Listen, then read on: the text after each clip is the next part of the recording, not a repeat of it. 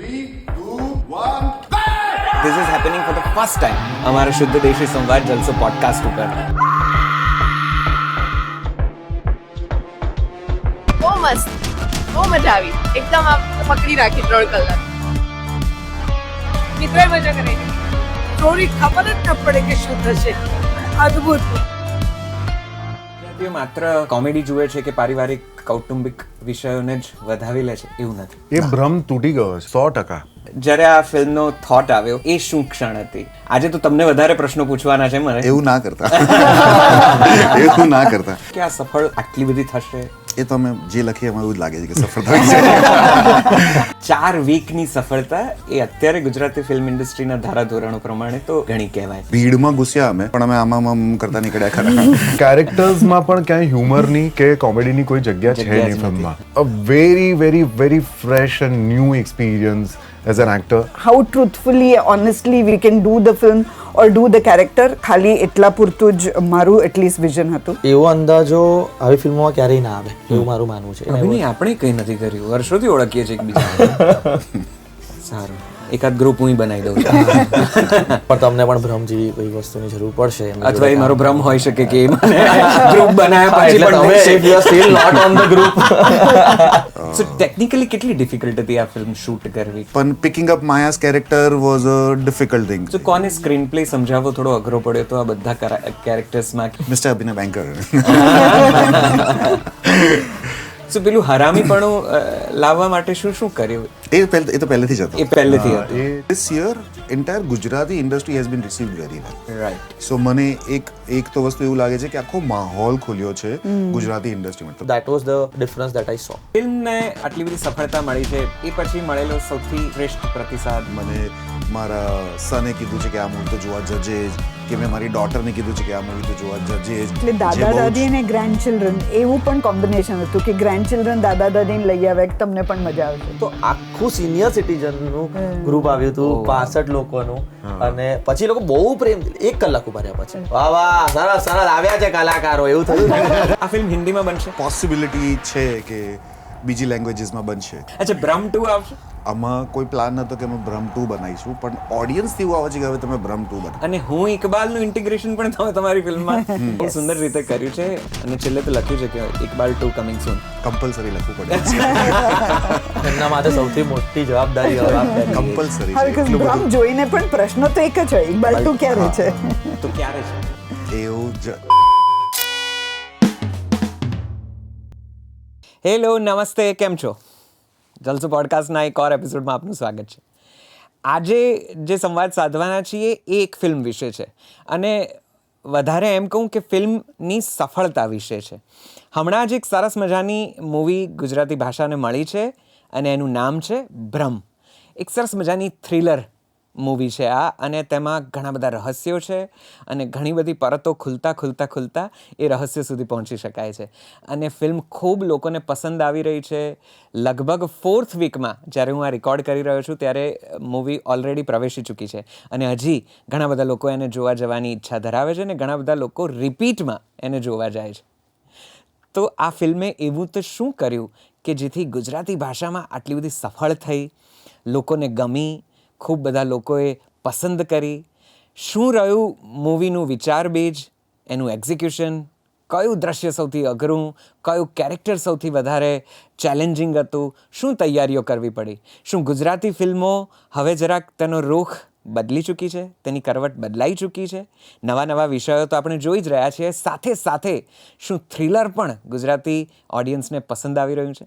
આ બધા જ સવાલોના જવાબ આજના સંવાદમાં મારી સાથે ખૂબ દિલથી, ખૂબ પ્રેમથી, આદરથી સ્વાગત કરો આ ફિલ્મના સરસ મજાના કલાકારો અને દિગ્દર્શકનું. સોનાલી લેલે દેસાઈ, અભિનય બેંકર, મિત્ર ગઢવી અને દિગ્દર્શક પલ્લવ પરીખ સાથે આજના આ સંવાદમાં આપનું પણ સ્વાગત છે. ચાલો તેમની સાથે ખૂબ બધી વાતો કરીએ. નમસ્તે, many congratulations first of all. I welcome you again. ખૂબ સારું લાગે છે એક એવા સંવાદમાં આપણે ફરી ભેગા થયા છીએ, અને this is happening for the first time અમારા શુદ્ધ દેશી સંવાદ જલસો પોડકાસ્ટ ઉપર, કે કોઈ મૂવીની સફળતા વિશે વાત કરવા માટે આપણે ભેગા થયા હોઈએ, અને ખાસ એની સફળતાને ઉજવવા માટે ફરીથી આ સંવાદ સાધ્યો હોય. આપ સૌનું ખૂબ ખૂબ ખૂબ દિલથી સ્વાગત છે. Thank you very very very much. Thank you. And wishing you all many congratulations once again. Thank you thank you. તો મારી સાથે Pallav Parikh, the director of the film, Abhinay Banker, Sonali Lele Desai અને Mitra Gadhvi, performers of this very beautiful, very successful movie Bhram. ખૂબ અભિનંદન સૌને. તો આજનો સંવાદ નો ઉપક્રમ એવો છે કે આપણે ભ્રમ વિશે જ વાતો કરવી છે. તો બાકીની બધી રમત ને બાકીના તોફાનો અમે જે લગભગ કરતા રહીએ છીએ, ઈરાદો તો નથી જ કે નહીં જ લઈએ, પછી વચ્ચે કારણ કે હવે સિંક થઈ ગયું છે સ્કિનમાં, આદત મુજબ ક્યાંક આવી જાય તો માફ કરજો. પણ આજનો ઉપક્રમ એવો છે કે આપણે વાતો કરીએ ભ્રમની સફળતા વિશે. તો જણાવો કઈ રીતે આ ફિલ્મ સફળ થઈ ગઈ, અને પહેલી વાર જ્યારે આ ફિલ્મનો થોટ આવ્યો એ શું ક્ષણ હતી પલ્લવભાઈ? આજે તો તમને વધારે પ્રશ્નો પૂછવાના છે મને. એવું ના કરતા એવું ના કરતા. પણ ભ્રમ જ્યારે કન્સીવ થઈ અને ત્યાંથી લઈને આટલી બધી સફળ થઈ, આ પ્રક્રિયા, આ ક્ષણ, આ શું વિચારો ચાલતા હતા આ દરમિયાન? ભ્રમ બહુ ઇન્સિડન્ટલી લખાઈ હતી. ભ્રમ જ્યારે લખવાની ચાલુ થઈ એની પહેલાં હું એક સ્ક્રિપ્ટ લખી ચૂક્યો હતો અને મોરલેસ હું એનું કાસ્ટિંગ કરવાનું વિચારતો હતો. અને એ દરમિયાન મેં ધ ફાધર કરીને એક મૂવી જોઈ હતી અને મને કોન્સેપ્ટ બહુ ગમ્યો અને પછી મને થયું કે આ પછી બનાવીશું આપણે. હવે ભ્રમ લખવાનું ચાલુ કરી અને પછી એટલે મારી પ્રોસેસ એવી છે કે લખવાનું ચાલુ કરી દઉં પછી ચાલુ કરી દઉં. એવું નહોતું કે આપણે અહીંયા સુધી પહોંચીશું. અને દેટ્સ હાઉ ભ્રમ વોઝ બોર્ન. અને I think it took good 6-8 months લખવા માટે. સો એ લખાઈ ત્યારે એવું હતું કે આ સફળ આટલી બધી થશે? એ તો અમે જે લખીએ એમાં એવું જ લાગે છે કે સફળતા. સો હા, ઓનેસ્ટલી એટલે હું લખીને બહુ બધા લોકોની જોડે રીડિંગ બી કરું કે ભાઈ મેં આટલું લખ્યું છે કે પહેલી 20 મિનિટ લખી છે કેવી લાગે, ફર્સ્ટ 40 minutes કેવી લાગે, 1 hour કેવું લાગે છે. તો હા, લખતી વખતે બી એક્સાઇટિંગ તો હોય જ અને જેટલી બી વખત વાંચો તો એટલું બધું એક્સાઇટિંગ તો લાગતું જ. પણ 4 વીકની સફળતા એ અત્યારે ગુજરાતી ફિલ્મ ઇન્ડસ્ટ્રીના ધારાધોરણો પ્રમાણે તો ઘણી કહેવાય. ઇનફેક્ટ બોલિવૂડમાં પણ હવે જ્યારે ફિલ્મો અઠવાડિયું 2 અઠવાડિયું માંડ ચાલે ને એમાં જે કમાવાનું હોય કદાચ કમાવી લે કે બઝ ઊભો કરવાનો હોય તો કરી લે, ત્યાં 4-4, 5-5 વીક સુધી ચાલવું. આજે જ્યારે આપણે આ વાત કરી રહ્યા છીએ ત્યારે 4થા વીકમાં પ્રવેશ કરી ચૂકી છે બરાબર આ ફિલ્મ. અને એટલે આ નાની મોટી ઉપલબ્ધિ નથી, આ ખરેખર કન્સિડરેબલ જેને કહેવાય એ પ્રકારનું અચીવમેન્ટ છે. તો ત્યારે એવું થતું હતું કે આટલું સરસ સિનેમા હોલમાં વર્ક કરશે, લોકોને ગમશે? એટલું બધું લાંબુ વિચાર્યું નહોતું, ટુ બી વેરી ઓનેસ્ટ. હું ઇકબાલ એટલે લાંબે સુધી પહોંચી નથી, એટલે એવું હતું કે ઇકબાલ કરતાં આપણે આગળ જઈશું, બસ એનાથી વધારે નહોતું વિચાર્યું. એટલે બધું ફર્સ્ટ ટાઈમ છે કે 4th વીક છે. ઇનફેક્ટ અમે 4th વીકમાં એન્ટર થયા ત્યારે અમે રિલીઝ કરી હતી અમદાવાદમાં 52 થિયેટર્સ જોડે, અને જ્યારે 4th વીકમાં એન્ટર થયા ત્યારે વી હેડ 49, ખાલી 3 થિયેટરો છે. એટલે almost the shows are also intact. જેમાં વચ્ચે ભૂલચૂક માફ આવી ગઈ, પછી બીજી ગુજરાતી મૂવી આવી, પછી થગ લાઈફ આવી ગઈ, ઘણી બધી મૂવીઝ આવી ગઈ. અમે જ્યારે એન્ટર થયા, રિસેન્ટલી હાઉસફુલ આવ્યા. અમે જ્યારે એન્ટર થયા ત્યારે મિશન ઇમ્પોસિબલ બહુ જ સુપર ચાલતી હતી, ફાઇનલ ડેસ્ટિનેશન બહુ જ સુપર ચાલતી હતી. ભીડમાં ઘૂસ્યા અમે, પણ અમે આમ કરતા નીકળ્યા ખરા. વાહ, તમારા લોકોના અનુભવો કેવા રહ્યા આ સફળતા સાથે? You actually start. Okay, superb. એટલે નહોતું વિચાર્યું અને છેલ્લી ઘડી સુધી એકચ્યુઅલી મેં ફિલ્મ અમે લોકોએ બહુ ઇનિશિયલ કટ જોયો હતો જેના ઉપર એક ડિસ્કશન થયા હોય ને એવી રીતે. એના પછી મેં ફિલ્મ નથી જોઈ એટલે અમને બતાવી નહોતી અમને એટલે અમને ખબર નહોતી કે ફિલ્મમાં એક્ઝેક્ટલી શું થવાનું છે, એનાની અંદર કયા કયા ચેન્જીસ છે, હજી કેટલું ટાઈટ થઈ છે ફિલ્મ કે કયા. અને બીજું કે ફિલ્મ જ્યારે અમે લોકોએ પ્રીમિયરમાં જોઈ અથવા તો મુંબઈ હોય, અમદાવાદ હોય કે સામાન્ય ઓડિયન્સની સાથે ઊભા રહીને જે જોવાનો મોકો મળ્યો, ફિલ્મ લખાઈ હોય મને લાગે છે કે એમાં ક્યાંય હ્યુમર નાખેલું નહોતું. અને ઇવન કેરેક્ટર્સમાં પણ ક્યાંય હ્યુમરની કે કોમેડીની કોઈ જગ્યા છે નહીં ફિલ્મમાં, પણ ઓડિયન્સ એમની જગ્યા શોધી લે છે. જ્યારે અભિનયને રાખવો પડે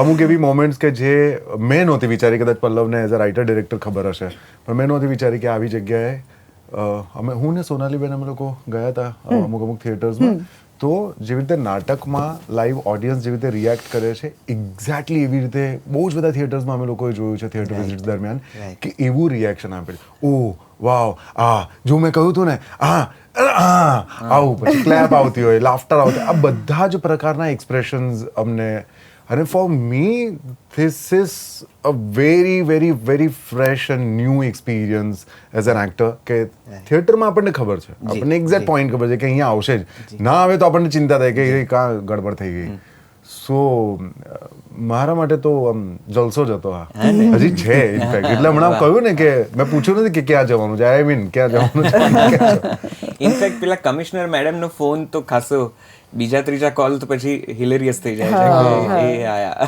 હા એટલે આવી જે નાની નાની મોમેન્ટ્સ છે ને કે જેની અંદરથી હ્યુમર બની જાય છે અથવા તો એવા એક્સપ્રેશન્સ છે કે ખાસ કરીને જે છેલ્લા 20 મિનિટના જે ઇન્ટરોગેશન વાળો સીન છે એમાં બધું મિત્રનું કેરેક્ટર છે એ બોલે છે પણ સામે આના એક ઓડિયન્સ એટલું બધું કનેક્ટ થઈ જાય છે એની સાથે કે નાના એક્સપ્રેશન સાથે પણ એ લોકો રિએક્ટ કરે છે કે એમને મજા પણ આવે છે સો આવું બધું નહોતું વિચાર્યું. તમે દરેક ઓડિયન્સમાં આમ પ્રેક્ષક તરીકે બેસીને આખી ફિલ્મ જોવાનો સમય મળે છે તમને લોકોને? ના મને તો નથી મળ્યો. મેં પ્રીમિયરમાં જોઈ એ જ અને એ પણ આઈ થિંક મુંબઈ પ્રીમિયરમાં. અમદાવાદમાં પણ આખી નહોતા જોઈ શક્યા. બાકી વિઝિટ્સમાં જતા એટલે છેલ્લી 10-15 મિનિટ 3 મિનિટ એ જે જોવા મળે પણ એના જે રિએક્શન્સ છે ને એ અનએક્સપેક્ટેડ અને નહીં વિચારેલા રિએક્શન્સ જોવા મળે છે. ઓકે સોનાલીબેન? આઈ થિંક પલ્લવભાઈ જ્યારે લખતા હતા ત્યારે ઘણી વખત અમારો એક ગ્રુપ છે, ઇકબાલવાળો ગ્રુપ છે, એમાં કંઈક આમ એક નાખી દે કે બહુ મસ્ત સમથિંગ વેરી ક્રેઝી આમ કંઈક ટીઝર્સ જેવા નાખી દે એન્ડ દેટ વોઝ અમારી એક્સાઇટમેન્ટ એમાં એટલી બધી આમ થતી હતી ઓકે આગળ બીજું કંઈક કહો અને પછી આટલું લખીને છોડી દે પછી અમે બધા ફરી એ મોમેન્ટમાં આવી જાય ઓકે કંઈ નથી પછી ફરી કંઈક નવું એમને મળે or he reaches another point in the film પાછું કંઈક નાખી દે. એટલે બિફોર અમે નરેશન માટે પણ ગયા ત્યારે એક્સાઇટમેન્ટ આમ એક લેવલ ઉપર જતી ગઈ અને ઓફકોર્સ જ્યારે સ્ક્રિપ્ટ મળી અને જ્યારે કરતા હતા ત્યારે આઈ થિંક એટલીસ્ટ મારા મગજમાં એવું જરાય આવ્યું નથી કે આ કેટલું ચાલશે કે ક્યાં સુધી જશે બિકોઝ એ આપણે ખાલી એ મોમેન્ટમાં હતા અને જે how truthfully honestly we can do the film or do the character ખાલી એટલા પૂરતું જ મારું એટલીસ્ટ વિઝન હતું. બટ જે થયું એના પછી it was unbelievable. I mean, જે પહેલા બીજા દિવસ I'm getting goosebumps. Third day, fourth day, જે responses મળવા માંડે, then the audience started going on their own. Premieres પતી જાય, થોડું બઝ એના પછી 1-2 દિવસ રહે પછી die down થતું હોય છે usually, but this didn't. And suddenly આમ એક નાની ફ્લેમ થતા એટલું મોટું કંઈક થઈ ગયું. So it was overwhelming કે આપણે જે કર્યું આપણે જે વિચાર્યું એ લોકો રિલેટ કરી રહ્યા છે અને અપ્રિશિએટ કરી રહ્યા છે એક વસ્તુ નાની વસ્તુ. આમાં પણ લાઈક જનરલી કોમેડી ફિલ્મ્સમાં એવું થતું હોય કે કોઈ કંઈક લાઈન પિકઅપ કરીને મીમ્સ બને કે કંઈક લોકોને યાદ રહી જાય. એવા એટલી બધી લાઇન્સ છે અમારા ફિલ્મમાં જે લોકો એના પર કંઈક વિડીયોઝ બનાવવા લાગ્યા. I think the most famous and the best line એટલે it never goes without a laughter is Rakesh sir તમે બહુ ક્યુટ છો. આઈ થિંક એ ડાયલોગ પર દરેક ફિલ્મમાં દરેક સ્ક્રીનિંગમાં આમાં લાફ્ટર આવ્યું છે અને it is not gone without. અને પેલું કેમ ભૂલો છો ગાંડીયારી? She would not mention that. Okay, that too, but it was a very cute moment. I mean, બહુ સરસ રીતે આવે છે and it sounds good. Yeah, so that was the journey, from the beginning, from the writing part to actually experiencing it in the theatre. In fact, just before Yes. first 2 days we started very bad. Friday was a bad opening. Saturday રાતના તો અમે લોકો discuss કરીને strategy change કરી દીધી કાલથી આપણે આવું કરીશું હવે. અને Sunday morning genuinely magic happen. અમે લોકો બરોડા હતા, બરોડાની અમારું પ્રીમિયર હતું બરોડા અને અમે લોકો જોતા હતા એમ પછી બરોડાના પ્રીમિયરમાં ટ્રાવેલમાં બધા બિઝી હતા અને પ્રીમિયરમાં બધા બિઝી હતા અને પછી ધીરે ધીરે અમે લોકો નીચે ઉતર્યા અને પછી જોયું કે યાર આ તો સારું લાગે છે. પછી ધીરે ધીરે અમે જુદી જુદી સિટી ઓપન કરી. બાય ધ ટાઈમ અને સેમ ડે સુરત બી હતું અને બાય ધ ટાઈમ અમારું સુરત પ્રીમિયર ચાલતું હતું ત્યાં સુધી તો we were all like the shows were packed. In fact મંડેના મુંબઈના શોઝ સન્ડે હાઉસફુલ દેખાતા હતા so that was Friday Saturday was very horrible અને Sunday genuinely the magic happened એટલે એ જે કહેવાય ને કે એ જે ચામાં બાકી ફ્રાઈડેથી ચાલી ગયો પણ અમે લોકો બધા થઈ જ ગયા હતા. હું આવું એના ઉપર પણ કારણ કે મારે એના વિશે પણ કેટલાક સવાલો પૂછવા છે. પણ મિત્ર, આટલી બધી ફિલ્મો કર્યા પછી ફ્લોર પર ઘણી વખત તમારા જેવા અનુભવી કલાકારને સમજાઈ જતું હોય છે કે આ થોડું ઘણું કંઈક ક્લિક થશે અથવા નહીં થાય અથવા આમાં ખાલી મેકિંગનો આનંદ લેવાનો છે, આપણે આપણા કિરદારનો આનંદ લેવાનો છે કે આપણે આપણું બેસ્ટ કદાચ મૂકવાનું છે, ઓવરઓલ ફિલ્મ કદાચ ચાલે કે ન ચાલે એવો અંદાજ આવી જતો હોય છે, એક અંદેશો આવી જતો હોય છે જે રીતે ફ્લોર ઉપર બધું તમે જોતા હો. આમાં વોટ વોઝ દેટ પેલી ગાટ જેને કહેવાય કે એ કેવી હતી આ ફ્લોર પર? આમાં એટલે છે ને એવો અંદાજો આવી ફિલ્મોમાં ક્યારેય ના આવે એવું મારું માનવું છે. એટલે અમુક પ્રકારની તમે ફિલ્મો કરતા હો, ધારો કે અમુક કોમેડી કરતા હો તો તમને ખબર છે કે આ કોમેડી કેટલી વર્ક કરે છે કે કેટલી વર્ક નથી કરતી, ફ્લોર પર ખ્યાલ આવી જતો હોય. પછી તો પેલું લક ફેક્ટર અલગ વાત છે કે લોકોને ગમી ગઈ તો અલગ વાત છે, પણ થોડીક પ્રિડિક્ટેબિલિટી આ બધી ફિલ્મોમાં છે કે તમે ઇમોશનલ ડ્રામા ફિલ્મ કરી રહ્યા છો તો કેટલું વર્ક કરે છે એનો ગ્રાફ તમને ખબર હોય. થ્રિલરમાં એક તો ગ્રાફ ખાલી ડિરેક્ટરને ખબર હોય, બહુ બધું એનું ડિપેન્ડ કરે એના એડિટ પર, એના બેકગ્રાઉન્ડ પર, કઈ રીતે એનો ગ્રાફ બની રહ્યો છે બધું. અમારી માટે બ્રહ્મમાં પહેલા દિવસથી છેલ્લા સુધી સૌથી ઇમ્પોર્ટન્ટ વાત હતી કે as an actor it was very challenging. જ્યારે પહેલી વાર સ્ક્રિપ્ટ વાંચી એટલા માટે બી ચેલેન્જિંગ છે કારણ કે તમે જે સીન ભજવો છો એ તમારે ગ્રાફ પ્રમાણે પણ ભજવવાનો છે અને તમને એની આગળના સીનમાં શું થયું છે, આગળ શું થવાનું છે બંને ખબર હોવી જોઈએ. બાકી તમે રેન્ડમલી કોઈ સીન પરફોર્મ ના કરી શકો કારણ કે ફિલ્મ તો લિનિયર શૂટ થવાની નથી. એટલે ઘણા બધા સીન્સ જે તમારે પાછળ ભજવવાના છે કે તમે પહેલા દિવસે ભજવો છો, તમારો ક્લાઇમેક્સ ક્યારે શૂટ થઈ રહ્યો છે, તમારી એન્ટ્રી ક્યારે શૂટ થઈ રહી છે. ડ્રામા હોય તો તમને ખબર છે, કોમેડી હોય તો ખબર છે, પણ થ્રિલરમાં એ ખબર નથી હોતી. બ્રહ્મના સેટની વાઇબ એટલા માટે જોરદાર હતી કારણ કે every day was a new challenge for us. મારી પર્ટિક્યુલરલી વાત કરું તો મારે 25 દિવસ સુધી ટેકનિકલી કંઈ નહોતું કરવાનું આમ, કારણ કે જે કેરેક્ટરના શેડની વાત થઈ છે તો એ ક્લાઇમેક્સના દિવસે જ પાછળ જ શૂટ થયો હતો. તો ત્યાં સુધી મારીને પલ્લવની બહુ બધી વાર આમ એક ખાલી લુક એક્સચેન્જ થાય અને you will be like be there and બહુ બધી વાર રાત્રે મેસેજો પર ઇઝ લાઈક આઈ નો એટલો ખાલી મેસેજ આવે કે બી ધેર, ખાલી એટલું જ ચાલતું હતું કારણ કે એ બહુ જરૂરી હતું કે ક્યાંક ને ક્યાંક બિલકુલ પણ કોઈ જાતની ભનક વાર્તા વિશે કે શું શું થઈ શકે એના વિશે આપવાની નથી.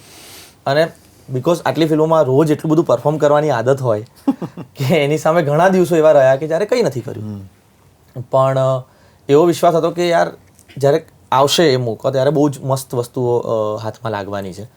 અને પછી એવું થયું બી. સો એ તો I think it was very thrilling for us to shoot this film કારણ કે એક તો આવું કોઈએ નથી કર્યું. પ્લસ આ ફિલ્મમાં જે કાસ્ટિંગ છે અમે કોઈએ અપાર્ટ ફ્રોમ મેં અને સોનાલીબેન સિવાય અમે લોકોએ કોઈ એકબીજા જોડે કામ નથી કર્યું ક્યારેય. નિષ્મા નવી હતી, હું અભિનયભાઈને વર્ષોથી ઓળખું છું, હું કોલેજથી ટ્રાવેલ કરીને અમદાવાદ આવતો હતો એમના નાટકો જોવા, તો એટલા વર્ષોથી હું ઓળખું છું, પણ અમને ક્યારેય મોકો ના મળ્યો. મેં એમને કેટલી વાર અમારી કેટલા ગ્રુપ્સ છે આની પહેલાંના જ્યાં એ કોઈ નાટક કરતા હોય જેમાં હું હોઉં કે મિત્ર તું આવવાનો હોય તો આપણે કંઈક સાથે કરી શકીએ, મેં એમને મેસેજ કર્યા હોય. Lot of groups like that, Instagram, WhatsApp પર કે કોઈ નાટકનું નામ હોય જેનું કાસ્ટિંગની વાત ચાલતી હોય, પણ this was the first time આપણે કંઈ નથી કર્યું, વર્ષોથી ઓળખીએ છીએ એકબીજાને. સારું, એકાદ ગ્રુપ હું બનાવી દઉં છું. પણ તમને પણ ભ્રમ જેવી કોઈ વસ્તુની જરૂર પડશે અથવા એ મારો ભ્રમ હોઈ શકે કે ગ્રુપ બનાવ્યા પછી પણ તમે if you are still not on the group એટલે I was a part of the group. તો એ થયું અને પછી આઈ થિંક ફિલ્મ શૂટ થઈ ગઈ અને બહુ જ એક ઇન્ટરેસ્ટિંગ વસ્તુ એ છે કે ડબિંગ પતી ગયું, સ્ક્રીનિંગ પતી ગયું.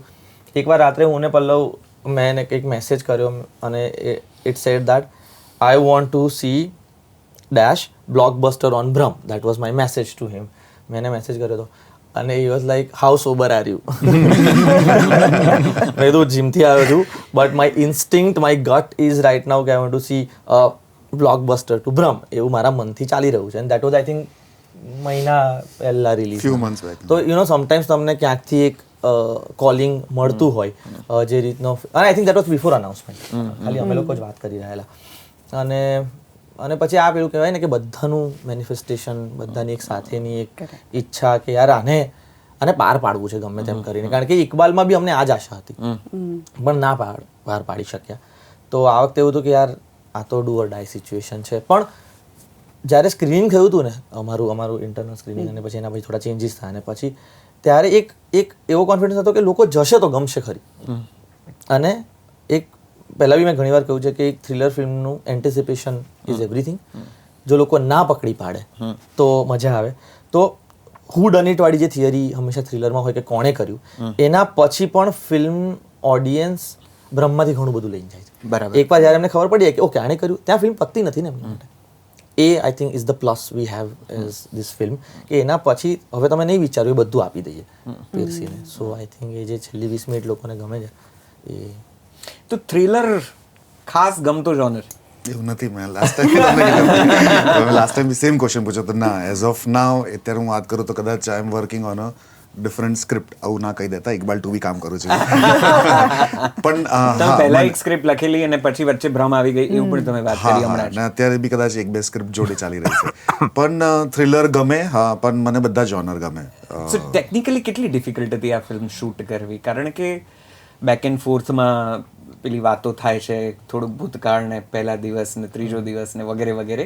એટલે ક્યારેક એક સીનની પાછળની સ્ટોરી શું છે, કેરેક્ટર્સનું પોઈન્ટ ઓફ વ્યૂ શું છે, એની આખી જે ટેકનિકાલિટીઝ ડિમેન્શિયાની જે તમે માયાની બતાવી છે, how difficult it was? So technically I don't નો, મારા ખ્યાલથી ટેકનિકલી બહુ ડિફિકલ્ટ નથી, કારણ કે સ્ટોરી વાઇઝ અમે બહુ સ્ટ્રક્ચર્ડ હતા કે અહીંયા આવું શૂટ થશે, અહીંયા આવું શૂટ થશે.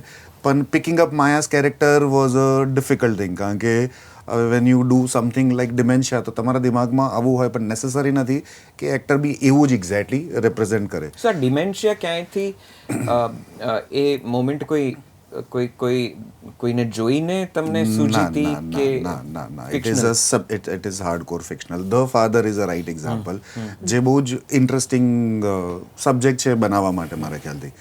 અને પણ જ્યારે તમે ડિમેન્શિયા કેરેક્ટર બિલ્ડ કરતા હો તો કદાચ તમારી એક્સપેક્ટેશન જુદી હોય, પણ તમને એક્ટર કંઈક જુદું આપે. સો એ કોલાબરેટિવ પ્રોસેસ રીતે ધીરે ધીરે ડેવલપ થયું હતું.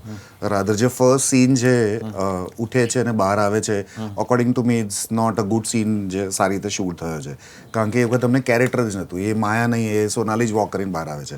એ ધીરે ધીરે જે ઇકબાલમાં મારી જોડે મોહન જોડે થયું હતું એવું છે, એ ધીરે ધીરે ડેવલપ થાય છે. પણ પછી જે માયા ડેવલપ થઈ જાય છે એ તો બહુ જ કરી. તો કોને સ્ક્રીન પ્લે સમજાવવો થોડો અઘરો પડ્યો તો આ બધા કેરેક્ટર્સમાં કે એક્ટર્સમાં? મિસ્ટર અભિનય બેન્કર. હા, એટલે અમે મેક્સિમમ રીશોટ અભિનય જોડે લીધા છે. હા, બહુ જ બધા. એમ કે તમારી એન્ટ્રી છે, તમારે ખૂંખાર, તમારે થોડા હરામી દેખાવાનું છે, તો મને કે ના, હું આવો માણસ જ નથી. અને the biggest challenge was the end. તમારું એન્ડ જે દિવસે શૂટ થયું હતું એ દિવસે લખાયું હતું, એટલે કદાચ 1-2 દિવસ તમે વચ્ચે બ્રેક લીધેલો કે કંઈ અમારી પાસે એન્ડ નહોતું, અને એન્ડ વોઝ વેરી ક્રિટિકલ. અને હી બેટ બિગ ટાઈમ ઓન ઇટ કે ભાઈ એન્ડ એટલે મારો તો રોલ આખો એન્ડમાં જ છે, અને એન્ડ જ ડામાડોલ હતો છેલ્લી ઘડી સુધી.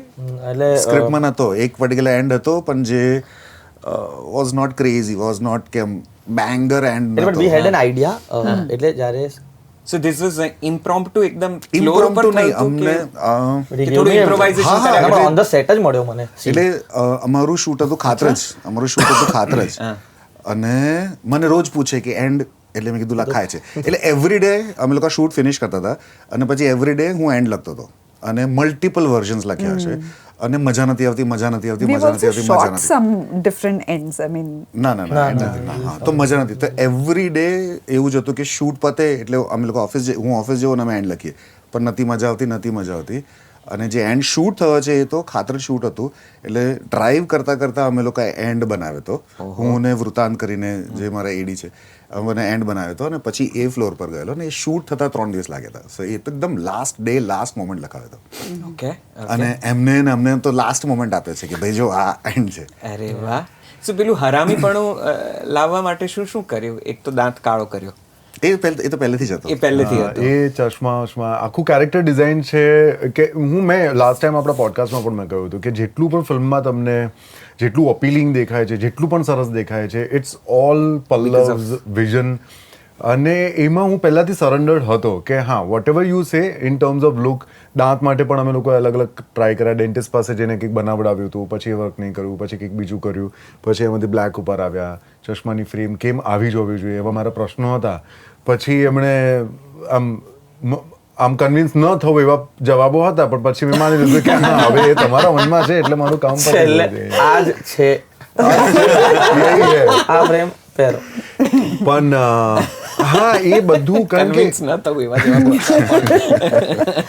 કારણ કે સ્ક્રીનની પાછળ એ હતા એટલે આપણને લાગતું હોય ઘણી વખત કે આપણે તો કરી રહ્યા છે, પણ હવે એમને કયા લેવલનું હરામીપણું જોઈએ છે એ તો એમને ખબર હોય યાર.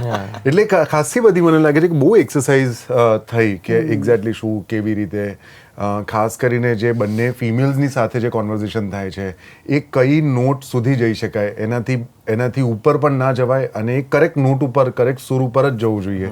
એ સહેજ વધારે થઈ જાય તો ગડબડ થઈ જાય, કારણ કે કેરેક્ટરની પણ પોતાની એક લિમિટેશન છે Right. કે he is more interested in investigation અને એ કોઈ પણ હદે જઈ શકે. કરેક્ટ. એનાથી બહારના એના કોઈ ઇન્ટરેસ્ટ નથી કે આ છોકરી આવી છે તો આ નાની બચ્ચી છે તો આ અથવા તો જે પેલી આની એક્સ્ટ્રા મેરિટલ વાળું જે છે એનું સાથે એના બીજા કોઈ ઇન્ટરેસ્ટ નથી, પણ એ બાઉન્ડ્રી ક્રોસ ન થઈ જાય. અને છેલ્લે સરસ મજાનું એમણે એ કર્યું પણ છે કે જેમાં you feel for the character કે અરે અભી અબ તક हमने जो कुछ भी देखा उसमें से अलग कुछ फील हमें आ रहा है. તો ક્યારે એવું થાય છે પલ્લવ કે આ એક્ટર્સ વધારે પડતી પડપૂછ કરે છે, વધારે પડતી મેથી મારે છે, હું કહું છું એમ કરો ને આવે. ના મને ઓનેસ્ટલી તો મને ખાલી એક જ વખત થયું હતું વેન સોનાલી વોઝ એક ઇન્ટરમિશનનો સીન છે ને ફોન પડી જાય છે. હા. મને કે મારો ફોન પડે કેમ? મેં તું પડી ગયો ભાઈ હવે.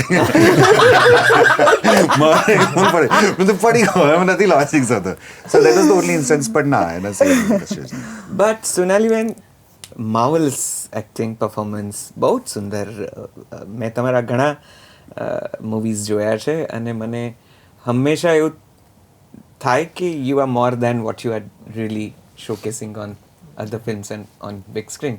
પણ આમાં તમારી આઈ થિંક પોટેન્શિયલ ફૂલ ફ્લેજ્ડમાં બહાર આવ્યું છે અને અમને કદાચ આનાથી પણ વધારે શેડ્સ અને જુદા જુદા રંગો તમારા જોવા ગમશે. પણ this movie has definitely proven that fact કે that you are more than a bhabhi or a ma or a ben or more than that. Yes, thank તો you. ડિમેન્શિયાનું જે આખું વ્યક્તિત્વ છે એ સરસ રીતે તમે બહાર કર્યું છે અને બહુ સટલી જાય છે. એવું પણ નથી કે ભૂલી જવાની જે ઘટના જે છે ડિમેન્શિયાના પેશન્ટ્સની છે તમે બહુ સુંદર બેલેન્સ જાળવ્યું છે ને તમે પણ સંતુલન સાધી શક્યા છો એઝ અ ડિરેક્ટર. એ બહુ સુંદર ઘટના છે કે કોઈ પેશન્ટના કોઈ સગાવાલાને પણ આમાં ઓફેન્ડ ના થાય, એને પણ ખરાબ ન લાગે કે આવું કંઈ નથી હોતું કે આવું નહીં, અને છતાં એની જે ઇન્ટેન્સિટી છે એ રોગની એ દર્દીની જે માનસિકતા છે એ પણ બહાર આવે. So many congratulations for Thank you. That. શું પ્રિપેરેશન્સ કરી, શું ખાસ કરવું પડ્યું આ કોમ્પ્લેક્સ કેરેક્ટરને બહાર કાઢવા માટે? ઇન્સિડન્ટલી એ જ્યારે એમને ફાધર જોઈ on that same timeline હું એક નાટક જોતી હતી બેઝડ ઓન ધ ફાધર. ઓસ્ટ્રેલિયામાં હું ક્યાંક હતી, ત્યાં મેં આ નાટક જઈને જોયું and I found A character બહુ ઇન્ટરેસ્ટિંગ છે. જસ્ટ એનો એક રજિસ્ટર થયું એન્ડ આઈ ન્યૂ કે એ ફાધરમાંથી ઇન્સ્પાયર્ડ છે. એટલે ધ નેક્સ્ટ સ્ટેપ વોઝ મેં ફાધર જોઈ. So this was happening simultaneously probably જ્યારે લખતા હતા ત્યારે.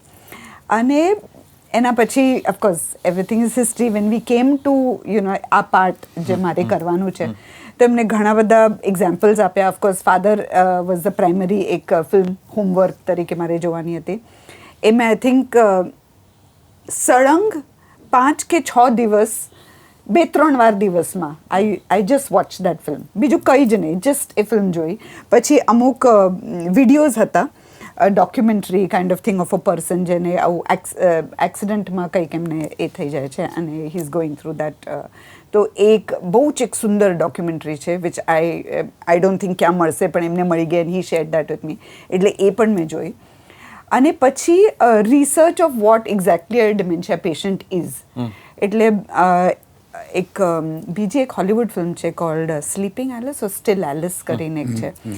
Steel Alice. હા, એમાં પણ એવું છે કે જેમને ડિમેન્શિયા થાય એ એકચ્યુઅલી બહુ જ કોઈક ઇન્ટેલેક્ચ્યુઅલ પીપલ જે બહુ કંઈ હાઈ પ્રોફાઇલ કંઈક જોબ કરતા હોય કે કંઈક એવી ઇન્ડસ્ટ્રી સાથે જોડાયેલા હોય છે, એમને શક્યતા વધારે છે ટુ હેવ ડિમેન્શિયા. ઓફકોર્સ આ એક્સિડન્ટથી આવેલો ડિમેન્શિયા છે એવું મને ખ્યાલ હતી બેક સ્ટોરીમાં, બટ એવા ટાઈપના. સો માયાના શેડ્સમાં તમને એ સ્પાર્ક ઓફ ઇન્ટેલિજન્સ અમુક જગ્યા દેખાય કે અને to maintain that A dementia છે અને ગાંડી નથી, જે નોર્મલ લોકો સમજી શકે છે કે આ મેડ નથી, એને ડિમેન્શિયા છે. To keep that balance between not looking ગાંડી બટ એને ડિમેન્શિયા છે, કે વસ્તુ ભૂલી જાય છે, એનાથી જે ઉત્પન્ન થાય એ છે, બટ નોટ કે એને કંઈ સમજ જ નથી પડતી એવું નથી.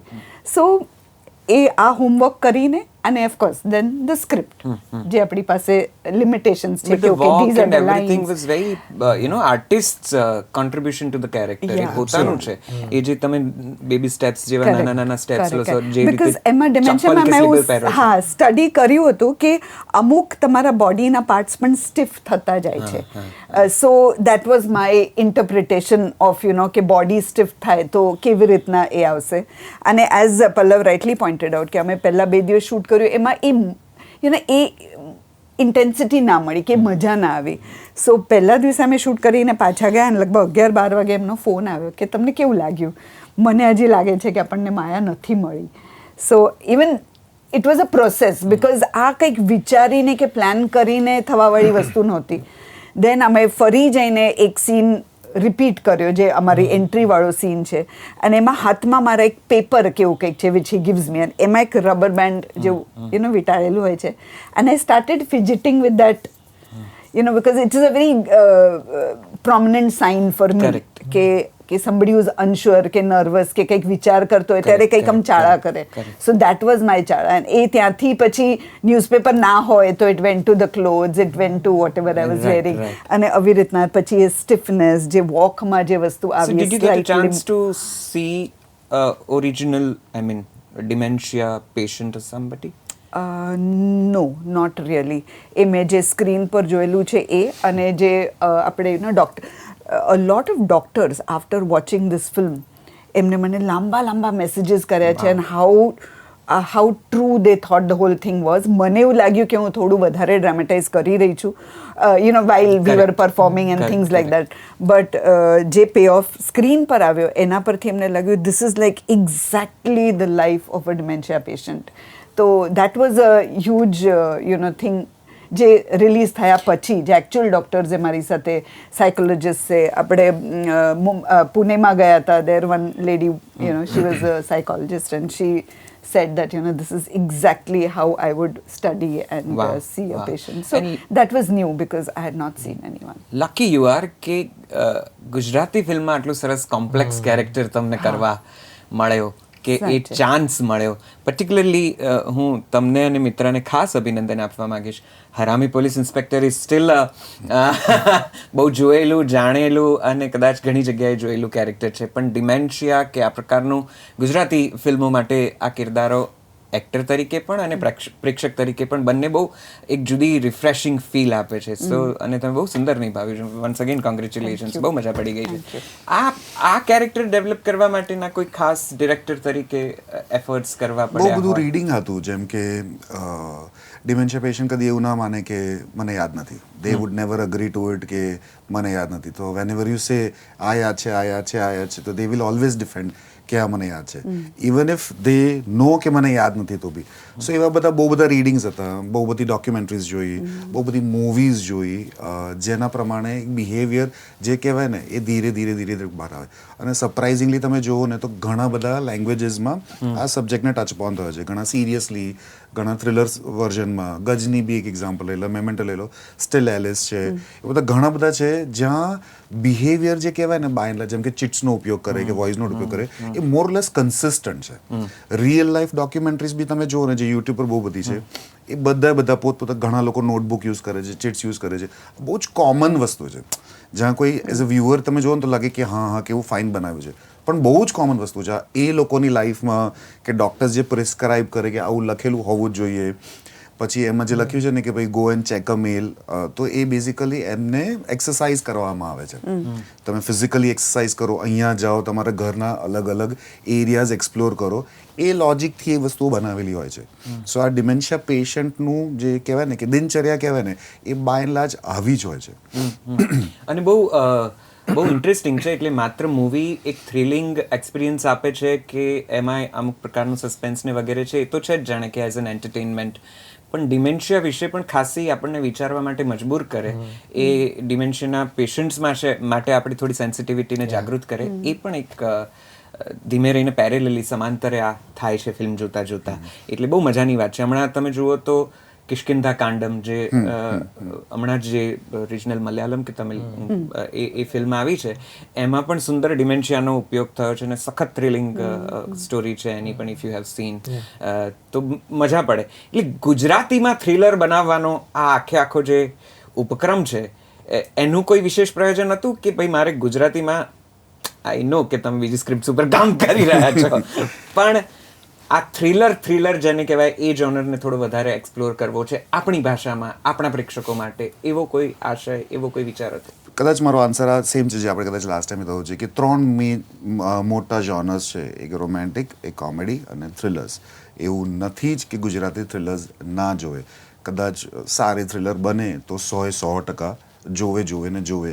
અને આ જ ઓડિયન્સ છે જેણે કહાની, દૃશ્યમ, કિલ, આ બધી ઓડિયન્સને સરાહી છે, એટલે દૃશ્યમ 2 જુઓ. તો આ જ ઓડિયન્સ છે જેને જોઈએ છે. અને હવે તો અમે બહુ જ બધી થિયેટર વિઝિટ્સ કરી અને ક્યાંય એવું નથી સાંભળ્યું કે હું ગુજરાતી છું તો હું અચકાતા હતા કે ભાઈ અમે થ્રિલર છે તમે નહીં જોઈ. એવું તો ક્યાંય નથી સર. લોકો ભરીને આવે છે અને cut across all age group. મારો સૌથી મોટો ભ્રમ જે તૂટ્યો એ કે મને એવું હતું કે હું ઇકબાલ બી યુથ સેગમેન્ટ છે અને ભ્રમ બી, એટલે અમારું માર્કેટિંગ બી વધારે યુથ ઓરિએન્ટેડ હતું. પણ જ્યારે અમે ફર્સ્ટ વીકથી જ્યારે થિયેટર વિઝિટ કરતા ત્યારે અમને ખબર પડી કે એવું નથી જ. બહુ બધાના પેરેન્ટ્સ છે, એજેડ છે, દાદા દાદીસ છે, યંગ ટીનેજ લોકો છે, બહુ બધા લોકો આવ્યા છે. એટલે એ તો એવું નથી. ને મારા ખ્યાલથી એટલે હું એવું નહોતું વિચાર્યું કે ગુજરાતીમાં ચલો થ્રિલર કરીએ, કોઈ નથી કરતું, એવો થોટ નહોતો. આ સ્ટોરી ગમે છે એટલે આપણે રિલીઝ કરવી છે, એવું સિમ્પલ લોજિક. તારું કિરદાર પણ એકદમ અદ્ભુત છે અને એના ઘણા શેડ્સ છે. એટલે એકદમ વોર્મ પણ છે એમાં, એક પ્રકારની કેરટેકર તરીકેની, ને પછીથી એના જુદા એની જુદી જુદી પરતો પણ ખુલે છે. શું ખાસ પ્રિપરેશન કરવી પડી? શું કંઈક, કારણ કે આના પહેલાંની જેટલી ફિલ્મો છે એમાંની મોટાભાગની ફિલ્મોમાં ભાઈબંધ ને ત્રીજું કોઈક એક કેરેક્ટર હોય, સંબંધોની વાતો હોય, દોસ્તીની વાતો હોય, કે રિયલ લાઈફ ઇન્સિડન્ટ્સમાંથી કોમ્પ્લેક્સિટીની બહાર કાઢી હોય. આ સાવ જુદું જ છે. એક જુદા જ પ્રકારનો ખેલ આખા ઘરમાં તમે લોકો પૂરો પાડો છો. તો એના માટે કોઈ ખાસ પ્રિપરેશન્સ? આ કેરેક્ટર કેટલું ડિફરન્ટ હતું તમારા માટે apart from your other? I think so આ ફિલ્મ અલગ રીતે ઓફર થયેલી મને. પહેલાં જે સ્ક્રિપ્ટ હતી એ વાંચી અને પછી મેં કીધું કે પલ્લવે જે મને સ્ક્રિપ્ટ નરેટ કરી હતી એ હતી આવી જ, પણ એમાં અલગ વસ્તુઓ મને ઓફર થઈ હતી. અને જ્યારે એને મને નરેટ કરી ત્યારે મેં કીધું કે મને અહીંયા આ કેરેક્ટરમાં આવી સ્પેસ દેખાય છે. તો initially he was not happy કે શું બોલે છે, આ છે તે છે. એવું કીધું કે યાર મને તો દેખાય છે આવું કંઈક, આપણે શું કરી શકીએ. તો દેન હી ટુક હિઝ ટાઈમ અને પછી એમના બહુ બધા ગણિત બદલાતા હતા આ કેરેક્ટરને લઈને. એટલે પછી એમણે ટાઈમ લીધો ને પછી મને કીધું કે okay, I see what you C basically. અને પછી એના પ્રમાણે ઘડાવવાનું ચાલુ થયું. મેં છે ને આ ટાઈપનું કેરેક્ટર બહુ વાર વિચાર્યું છે કે હું કરીશ ક્યારેક. ઓનેસ્ટલી નાનપણમાં આપણને ના હોય કેમ, હું કોલેજમાં હતો ત્યારે મેં કંઈક જોયું હોય, કોઈક ભળતું કંઈક કરી કાઢ્યું હોય, તમને તો બાપરે આવો ચેન્જ, આવું ફ્લિપ, આવું બધું. તો એવું અજાણ્યામાં મેનિફેસ્ટ કરેલી વસ્તુ હતી અને મને જેન્યુઅલી નથી ખબર કે હું આ કઈ રીતે કરીશ. કારણ કે મને એ ખબર હતી કે આખી ફિલ્મ કઈ રીતે કરવાની, છેલ્લી 20 મિનિટ સિવાયની, એ મને ખબર હતી બહુ ક્લિયરલી કે મારે આટલું જ કરાશ, આનાથી વધારે હું જ બગાડીશ. મારી પાસે એક ઓપોર્ચ્યુનિટી છે to ruin this. So I was very sure. અને એનું કોન્સ્ટન્ટ પલ્લવનું એક મને કહેવું કે you are doing the right thing, it's okay, that day will come. કારણ કે અમે લોકોએ ઇકબાલ કર્યું ત્યારે એવું હતું કે યાર we shot so much every day, and with me specially. અને મને એવી આદત બી છે કે યાર હું સેટ પર જઉં અને કંઈ ઓછું શૂટ કરું એવું તો બને જ નહીં કે દિવસનો એક સીન તમે મારો એવો કાઢ્યો જ હોય કે જેમાં મેં લાફ્ટર લીધું હોય કે ક્લેપ લીધી હોય એવું. તો એ આદતથી તમે ટેવાયેલા હો.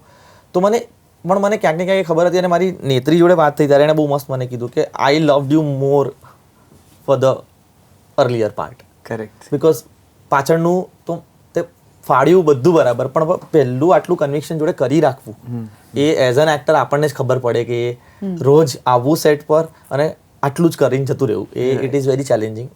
અને મને બી એવું થતું હતું કે હવે એક તો કેટલી ઇન્ફોર્મેશન શેર કરે એ ખબર નથી, પણ એ કેરેક્ટરને ત્યાં સુધી લઈને આવવા માટે, અને છે ને એનું ગ્રેજ્યુઅલ પ્રોગ્રેશન છે વિથ બોથ ઓફ ધેમ. બંને જોડેના, માયા જોડેના અને શ્રદ્ધા જોડેની ફિઝિકલ ઇન્ટિમસીમાં બી બહુ ફરક છે, બિકોઝ ઇઝ અ કેરટેકર. તો એ પલ્લવનું બહુ હંમેશા હતું કે we are very close, we are a family. તો એ બંનેની હગ્સ, એ બંનેને જે રીતને બંને સાથે મધરલી ઇન્સ્ટિંક્ટ રાખીને વર્તવું, તેમ છતાંય એક કેરટેકરની મર્યાદામાં રહેવું, એ બધું કરતાં અહીંયા પહોંચવાનું હતું. તો ત્યાં સુધી બહુ મજા આવી. પછી જ્યારે આ સીન નહોતો આવતો ત્યારે હું પછી છેલ્લા 10 દિવસમાં થોડો વધારે એવો થઈ ગયો હતો કે સર હવે મને આપી દો, I prepare for this because it's a big change for my character. And he was like કે you know what we are going to do but I don't know how, so will reach. એટલે રોજ ચાલતું હતું. પણ પછી એવું થઈ ગયું હતું કે યાર હવે કરી લઈશું, હવે છેલ્લે તો એ થવાનું છે કે હવે જ્યારે સીન આવશે ત્યારે કરીશું. અને આઈ થિંક મારીને અભિનયભાઈની વાત થઈ હતી જ્યારે અમે ઇન્ટરોગેશનનો સીન કરતા હતા, બહાર ઊભા હતા ચા પીવા, ત્યારે એમણે મને પૂછ્યું હતું બી કે તે કેમ આ કેરેક્ટર પસંદ કર્યું. મારી પાસે ચોઈસ હતી કેરેક્ટરમાં ઓનેસ્ટલી. તો મેં કીધું કે તમે જોજો એવું એમણે કીધું હતું. અને પછી ફિલ્મ પતી, સ્ક્રીનિંગ પતી, ત્યારે એમણે મને કીધું હતું કે તે બહુ વહેલું પારખી લીધું. You were fantabulous on screen. એટલે એટલો બધો રિફ્રેશિંગ ચેન્જ છે તને આ ફિલ્મમાં જોવો. અમે જેમણે તમને ખૂબ ઇન્ટરવ્યૂઝ કર્યા છે અને ખૂબ જગ્યાએ ખૂબ બધા બીજા કિરદારોમાં જોયા છે, એ મિત્ર અને ભ્રમનો મિત્ર તો ઘણો જુદો લાગે છે. અને આઈ થિંક યુ હેડ તમે બહુ સુંદર પ્રતિભાવો પણ આના માટે મળ્યા છે, પ્રતિસાદ મળ્યા છે. લગભગ બધાએ તમારા કેરેક્ટરના વખાણ કર્યા છે. સો મેની કોંગ્રેચ્યુલેશન્સ.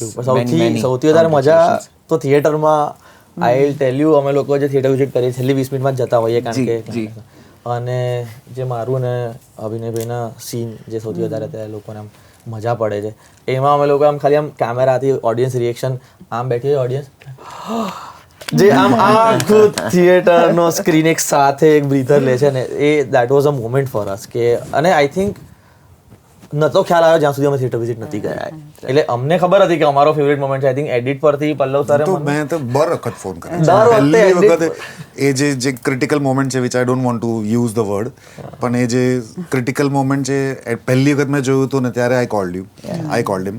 પછી એઝ યુઝ્યુઅલી એ વખતે એમને પહેલું એક મુકાયેલું હતું, પછી અમે રીએડિટ કરતા. મારા ખ્યાલથી મેં પહેલી 3-4 વખત જ્યારે બી એ સીન જોયો છે ને, આઈ કોલ્ડ કે ધીસ ઇઝ માઇન્ડ બોગલિંગ. વાહ. અભિનય, જે વાત મિત્ર કહી રહ્યા છે કે કેટલીક વખત ફિલ્મોમાં, અને ખાસ કરીને ગુજરાતી ફિલ્મોમાં એવું જોવા મળે છે, લેટ્સ ઓલ એક્સેપ્ટ ધીસ, કે એક પ્રકારનું ઓવર પરફોર્મન્સ થઈ જાય. પેલી જગ્યાઓ ચોરી લેવાની વાત હોય કે આ તો હું જ આ સીનમાં સરસ દેખાઈ જવું, અથવા તો હું પણ દેખાઈ જવું, અને તમે ધીમે રહીને એ સીનને તમારા નામે કરી લો. લાફ્ટર ન હોય તો પણ લેવાની કોશિશ કરો, સમથિંગ કંઈક, કાં તો કોઈક રીતે તમે એક ક્ષણને ચોરીવાની હંમેશા એક કલાકારની હોય છે આપણી ફિલ્મોમાં, ગુજરાતી ફિલ્મોમાં. કારણ કે કદાચ આપણે કમર્શિયલ નાટકોથી થોડા વધારે ટેવાયેલા છીએ કે વગેરે વગેરે, જે પણ હશે. આ ફિલ્મમાં બહુ સટલી બધું થયું છે. એટલે કોઈને લગભગ દરેક પાસે એ જગ્યા છે કે એ થોડુંક ઓવર કરીને પોતાની જગ્યાને થોડી વધારે ઇલાબરેટ કરી શકે, પણ તમે કોઈએ કર્યું નથી. તો આ તો ડેફિનેટલી એક અભિનંદન આપવાની ક્ષણ છે જ. પણ આ કશ્મકશ કેવી હોય છે અભિનય? ખાસ કરીને તમને એટલા માટે પૂછવું છે કારણ કે પેલી થિયેટર કરેલું છે, જરા જુદા પ્રકારનું થિયેટર કરેલું છે, તાળીઓ ઉઘરાવેલી છે, અને આજે જ્યારે વેલકમ જિંદગી જેવું નાટક કે જે લગભગ 150થી વધારે શો કરી ચૂક્યું, 1000થી સોરી, તો એની હજી પણ એ રિપીટ વેલ્યુમાં એટલા બધા દરેક વખતે તાળીઓ આવે જ, અને ટેવ પડેલી હોય, અને પછી કેમેરા સામે સાવ જુદી કેમિસ્ટ્રી ને જુદી પ્રકારની આખી ગણિત હોય, ત્યારે આ કેટલું અઘરું હોય છે એક્ટર માટે આ જદ્દોજહદમાંથી પોતાની જાતને એકદમ બેલેન્સ્ડ પરફોર્મર તરીકે પ્રેઝન્ટ કરવું? એકચ્યુઅલી તમે બંને મીડિયમને જે મૂક્યા છે ને એ બહુ કરેક્ટ છે. કારણ કે લકીલી હું હંમેશા, તમે તો વિટનેસ રહેલા છો એના, હું હંમેશા એવા જ નાટકો સાથે જોડાયેલો છું કે જેમાં એ કોમ્પિટિટિવ ભાવના ક્યારેય નથી હોતી. અને હંમેશા મને કો એક્ટર્સ પણ એવા મળ્યા છે કે હું આના કરતાં આ કરી લઉં, એવું ક્યારેય નથી થયું. જેટલા પણ નાટકો મેં અત્યાર સુધી કર્યા છે એ હંમેશા એવું જ રહ્યું છે કે આપણે બધા ભેગા મળીને નાટકને કેવી રીતે આગળ લઈ જઈએ. એ ચાહે વેલકમ જિંદગી હોય, કુપાર હોય, સમુદ્ર મંથન હોય કે વીજળી જેવું નાટકમાં, કોઈ પણ નાટકમાં. તો મુંબઈમાં મેં એવું સાંભળેલું છે મુંબઈના નાટકોમાં કે એના ત્યાંના સિનિયર એક્ટર્સ કે યંગ એક્ટર્સ કે એક સ્ટેપ જો કોઈ આગળ આવે તો પણ આમ થઈ જાય કે આ મારા કરતાં તું આગળ કેમ આવ્યો, એટલે આમ આ લાઈનમાં આ જે હોરિઝોન્ટલ લાઈન છે ને એટલે આ મને ક્યારેય સમજણ નથી પડી. હું આવું કેમ હોય? સો એ ભાવના ક્યારેય મારા આમ થિયેટરના જે ડીએનએમાં ક્યારેય આવી નથી, એટલે એ ખબર જ નથી કે આ કેવી રીતે થાય. સો ઓવરઓલ જ એક પ્રોસેસ એ રહેલી છે કે બધા ભેગા મળીને પ્રોડક્ટને એ પ્રોજેક્ટને એ વાર્તાને કેવી રીતે આપણે આગળ લઈ જઈ શકીએ. જે જગ્યા આપણી છે જ નહીં એ છે જ નહીં, જે જગ્યા જેની છે એ એની જ છે, અને એ સીન એ રીતે જ લખાયેલો છે, અને એને સેલ કરવા માટે કેપ્ટન ઓફ ધ શિપ છે, એમાં તમારે કાંઈ જ નથી કરવાનું. અને એના માટે જ એ ત્યાં મોનિટર ઉપર બેઠા છે કે કઈ જગ્યાએ તમે ટ્રેક ઉપરથી જઈ રહ્યા છો. એટલે એ ટ્રેનિંગમાં ક્યારેય આવ્યું જ નથી. જદ્દોજહદ હંમેશા એ હોય છે કે જે ઇન્ટેન્સિટીથી સીન લખાયેલો છે એ પરફોર્મ થઈ રહ્યો છે કે નહીં. એટલે હંમેશા મને ચિંતા એ હોય છે કે કારણ કે સીન એટલો સુંદર લખાયેલો હોય છે, એટલો ટાઈટ લખાયેલો હોય છે કે તમને પહેલાં ચિંતા એ થાય કે ડિરેક્ટર જેમ બરાબર, અને સામે રિએક્શન ના આવે ને તો ઓર વધારે ચિંતા થાય કે આ કોમ્પ્રોમાઇઝ કરી રહ્યા છે કે આ થઈ રહ્યું છે કે નથી મળી રહ્યું. પણ સમટાઈમ્સ એવું પણ હોય કે હા મળી ગયું છે, મારે વધારે અહીંયા અપ્રિશિએટ નથી કરવું, અથવા તો મેરે ઉપર છોડ દો, હું જોઈ લઈશ, હું કરી લઈશ. એક્ટર તરીકે પેલું વેલિડેશન સતત મળતું રહે એવી એક મને એવું લાગે છે કે મારી પ્રોસેસમાં એવું છે કે I need that validation from director, ખાસ કરીને ફિલ્મ્સમાં, કે બરાબર છે ને, બીકોઝ આઈ કાન્ટ સી કે ત્યાં શું થઈ રહ્યું, એંગલ કયો છે. જગજીત છે ને આપણો એક્ટર, એણે મને ભાવનગરમાં એને ફિલ્મ જોઈ, એણે મને ફોન કરીને એવું કહ્યું કે આ પેલી જે લાઇટ જે લેવાનું છે તો એ આંખોમાં છે ને તમારી બહુ અમુક એક પ્રકારની લાઇટ છે, તો એ તમે લીધી છે, તમને ડિરેક્ટરે કહ્યું છે કે ડીઓ. મેં કીધું ભાઈ આટલું બધું વિચારવા જાઓ તો તમે કેરેક્ટર, તો એણે એવી બધી વસ્તુઓ પકડી છે. મેં કીધું યાર એના માટે અમે લોકો નથી, અમારું કામ છે કેરેક્ટર, ઇમોશન્સ, અને અમારે જે સીનને પરફોર્મ કરવાનો છે. બાકીના ટેકનિશિયન્સ છે कि थोड़ा इधर देख लो, थोड़ा उधर देख लो, थोड़ा टिल्ट डाउन टिल्ट अप, इसके अंदर आपको करना है. तो एना માટે ટેકનિશિયન છે, એના માટે ડિરેક્ટર છે, ડીઓપી છે, તો you more focus on your character. એટલે બાકી બધી સ્ટ્રગલમાંથી નીકળીને જ્યારે માત્ર કિરદાર ઉપર, સો એ જ જદ્દોજહદ એટલી બધી હોય છે ને કે એ કરેક્ટ ઇમોશન, એની ટોનાલિટી, એના પોઝિસ કરેક્ટ આવે છે કે નહીં, એનું ટાઈમિંગ કરેક્ટ બેસે છે કે નહીં. જેમ કે જ્યારે મિત્રની સાથેનું કોન્વર્ઝેશન છે, એની અંદર માત્ર એનો લાંબો મોનોલોગ છે જેને મારે સાંભળવાનો છે, જેની અંદર એ સળંગ આમથી આમ એના ગમે ત્યાં ગમે તે ફરી રહ્યો છે. સોનાલી બેનની સાથે અમારો પેલો પોપકોર્ન વાળો સીન છે ટોમ એન્ડ જેરીનો, એની ઇન્ટેન્સિટી, એમાં પણ એક વખત અમને એક થોડું નાનકડું વાગી ગયું. સો એ કેમિસ્ટ્રી બિલ્ડ સહેજ નહીં વ્યવસ્થિત વાગ્યું છે. તમારી જાણકારી ખાતર નિષ્માને પડી છે, મારા વાળ ખેંચ્યા છે કાયદેસર, અને એમને બી પડી છે. આમ હોઠ કપાઈ ગયો હતો, પણ like half way through the shot પણ મેં કીધું કહીશ તો હમણાં એ થઈ જશે, અને પછી restrict himself. So I said નથી કેવું, એટલે અમને કીધું એટલે આખા ગામને ખબર પડી ગઈ. મને કીધું મેં આખા સેટ પર કહી દીધું. સોનાલી બેન આમ કરતા આયા, ઉભા રહો. પહેલા મેં એમને કીધું, અમને ભાન પડે મારી દીધું, તો શું વાત કરે છે. પણ એ છે ને બહુ મેટર કરે છે કે તમારા કો એક્ટર્સ કેવા છે. એ કેમિસ્ટ્રી જો તમારી બેસી જાય તો ખાસું બધું કામ તમારું સેટ ઉપરનું બહુ સરળ થઈ જાય છે, અને સીન છે ને વધારે નિખરીને બહાર આવે છે. પછી તમારે બહુ કંઈક કરવાની જરૂર નથી. યુ ગાઈઝ નીડ વેલિડેશન, જે અભિનય કહે છે એવું તમને એવું થાય કે ના અમે કર્યું છે તો ડિરેક્ટર કંઈક કે રિસ્પોન્ડ કરે? કારણ કે થ્રિલર અને આ પ્રકારની ફિલ્મોમાં કદાચ ડિરેક્ટર પોતાની જાતને હોલ્ડ કરી રાખતા હોય, એ કદાચ કિરદારના ભાગરૂપે હોય, કહાણીના ભાગરૂપે હોય, કાં તેમને એમ હોય કે અંતમાં છેલ્લે બધું બધી વાતો કરીએ. તો do you guys need that? મને સેટ પર એટલે સેટ પર વેલિડેશન ની નથી આદત. You know that no I mean if he'll tell no એવું છે મારું કે જો નહીં પરફોર્મ થાય ને તો કોઈ બી ડિરેક્ટર શોર્ટ ઓકે કરવાનો નથી. અમુક વાર એવું હોય કે ખાલી પર્સપેક્ટિવનો ફરક હોય છે કે મેં એક સીન એક રીતે ભજવ્યો એ મને કરેક્ટ લાગે છે તો એ ટેક તો મળી ગયો પછી ડિરેક્ટર કે યાર મને આમાં વધારે જોઈએ છે કે આમાં ઓછું જોઈએ છે તો એ ટેક થઈ ગયો પણ I never look at him કે અનલેસ એમ એકદમ પર્ટિક્યુલર જેમ કે મોમેન્ટ જ છે જે તમારે એક બીટ પર જ કરવાની છે તો I just cross check with him that too કે you got the moment or did you get it આનાથી વધારે મને એવું નથી કે યાર બધું મને કોન્સ્ટન્ટ વેલિડેશનમાં શું થાય કે પછી મારું એવું થાય કે પહેલાં કરતો તો એવું પછી એવું થવા લાગ્યું કે એને કારણે મારું ધ્યાન ખાલી ડિરેક્ટરને ગમ્યું કે નહીં એમાં જ રહી જાય છે પણ આપણે તો અપાર્ટ ફ્રોમ દેટ આપણે આપણા કેરેક્ટરથી ઓનેસ્ટ છીએ ને તો મેજોરિટી સુધી પહોંચી જાય સોનાલી આઈ થિંક જ્યારે આપણે પરફોર્મ કરીએ અને સીન પતે ત્યારે એક ફિલિંગ તો આવે કે હા એટલે જેવું આપણે વિચાર્યું હતું કે whatever the scene needed એટલું તો આપણે આપી દીધું છે only thing is when he comes and says કે ના એ પે ઓફ એટલો જ છે on screen whatever the angle he shooting from કે કંઈક અમુક વસ્તુ કવર થઈ ગઈ નથી આવી તો એ જાણવું જરૂરી છે ફોર મી બટ અદરવાઇઝ એક ફિલિંગ તો આવી જાય કે હા emotionally mentally you have reach that આ તો સરસ કેરેક્ટર હતું જેમાં કોમ્પ્લેક્સિટી હતી ને ઘણું બધું હતું એટલે તમને કદાચ ત્યાંથી એક પ્રકારનો હા કે ના મળતી રહે પણ કેટલાય તમે એવા કિરદાર કર્યા છે જેમાં પેલા એક્ટરના પપ્પાની પાછળ ઉભા રહેવાનું ત્યાં વધારે કદાચ થાય કે હું બરાબર મારે કશું બોલવાનું નથી પણ હું ઊભી છું ઘૂંઘટ પકડીને તો બરાબર છે આઈ થિંક એમાં તો તમને હા ઇટ્સ વેરી ચિલ્ડ બટ એક વસ્તુ આઈ વોન્ટેડ ટુ એડ કે અમે દરેક જણ જે કેરેક્ટર્સ પ્લે કરતા હતા એમાં ઘણી બધી વલ્નરેબલ બહુ જ બધી મોમેન્ટ્સ હતી અને જો કો એક્ટર્સ એવા ના હોય એવું ક્રૂ આવું ના હોય ડિરેક્ટર એવો ના હોય તો એ સ્પેસ ક્રિએટ ના થાય કે તમે આમ સરેન્ડર કરી દો પોતાને so to be so vulnerable in front of so many people એમાં એક બહુ જ જુદા પ્રકારનો એક કમ્ફર્ટ ઝોન જોઈએ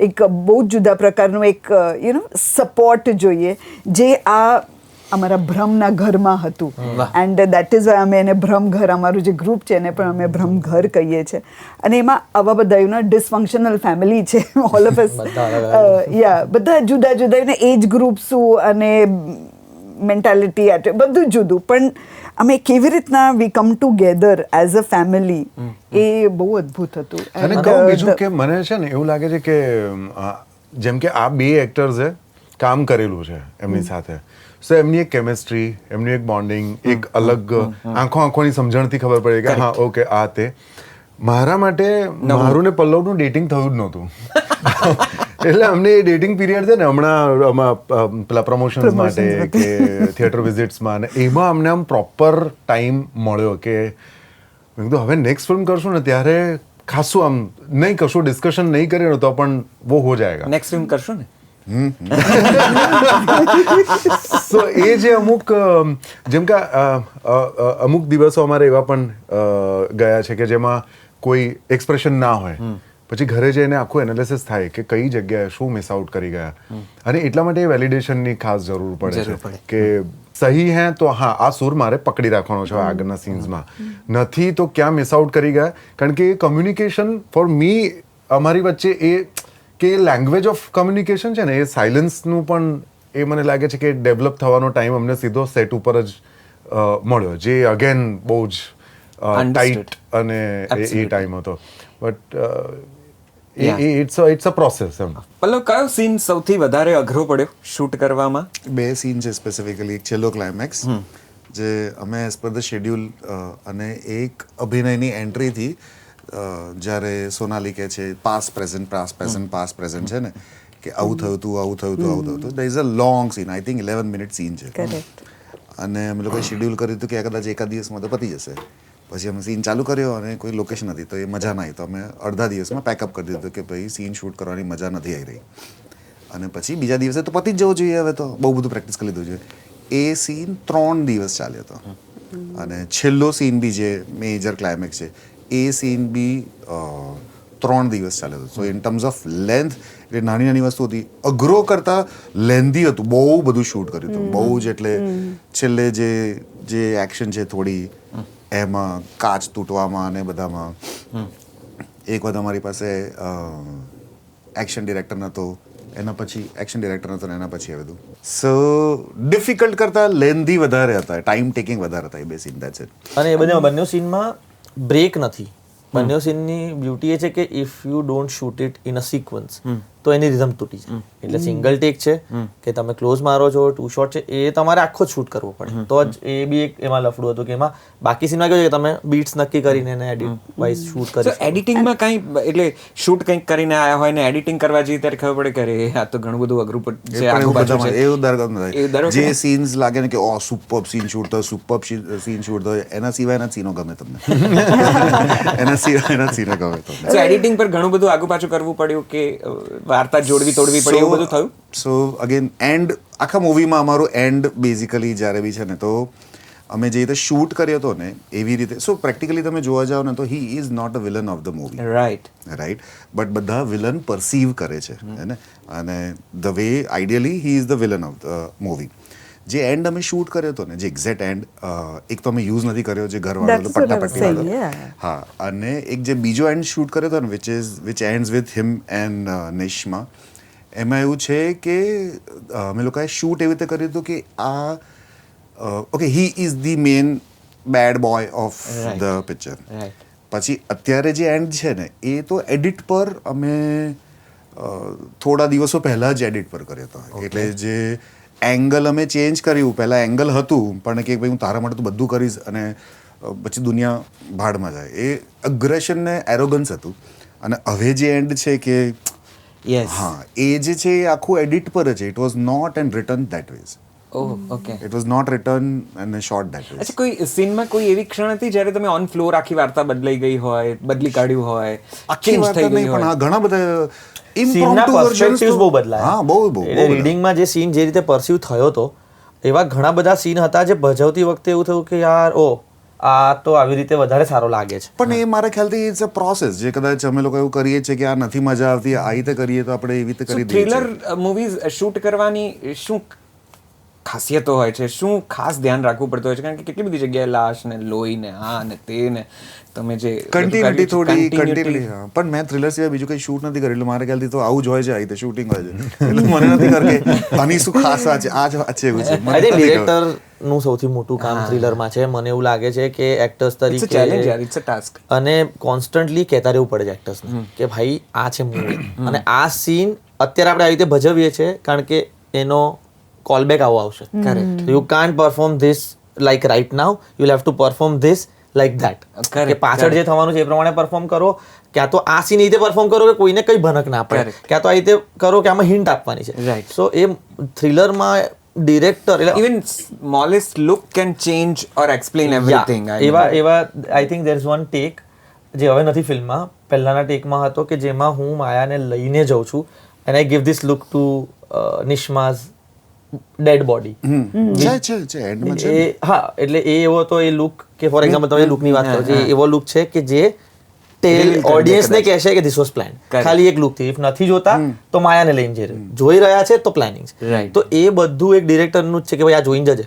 Right. ફોર એક્ઝામ્પલ તો મારે શું બતાવવાનું છે મને નહીં ખબર પડે, બરાબર. કારણ કે અત્યારે હું આ સીનમાં કામ કરું છું માયાને લઈ જવાનું. Right. પણ એનો બીજો એક પર્સપેક્ટિવ એવો બી છે કે માયાને લઈ જતા જતા I am giving her a signal. Right. તો આઈ થિંક થ્રિલરમાં ધ બેસ્ટ થિંગ ઇઝ કે એક્ટર તરીકે You have to kind of control. you have a to lot. control, but there is somebody who's going to tell you very Control and precisely. surrender.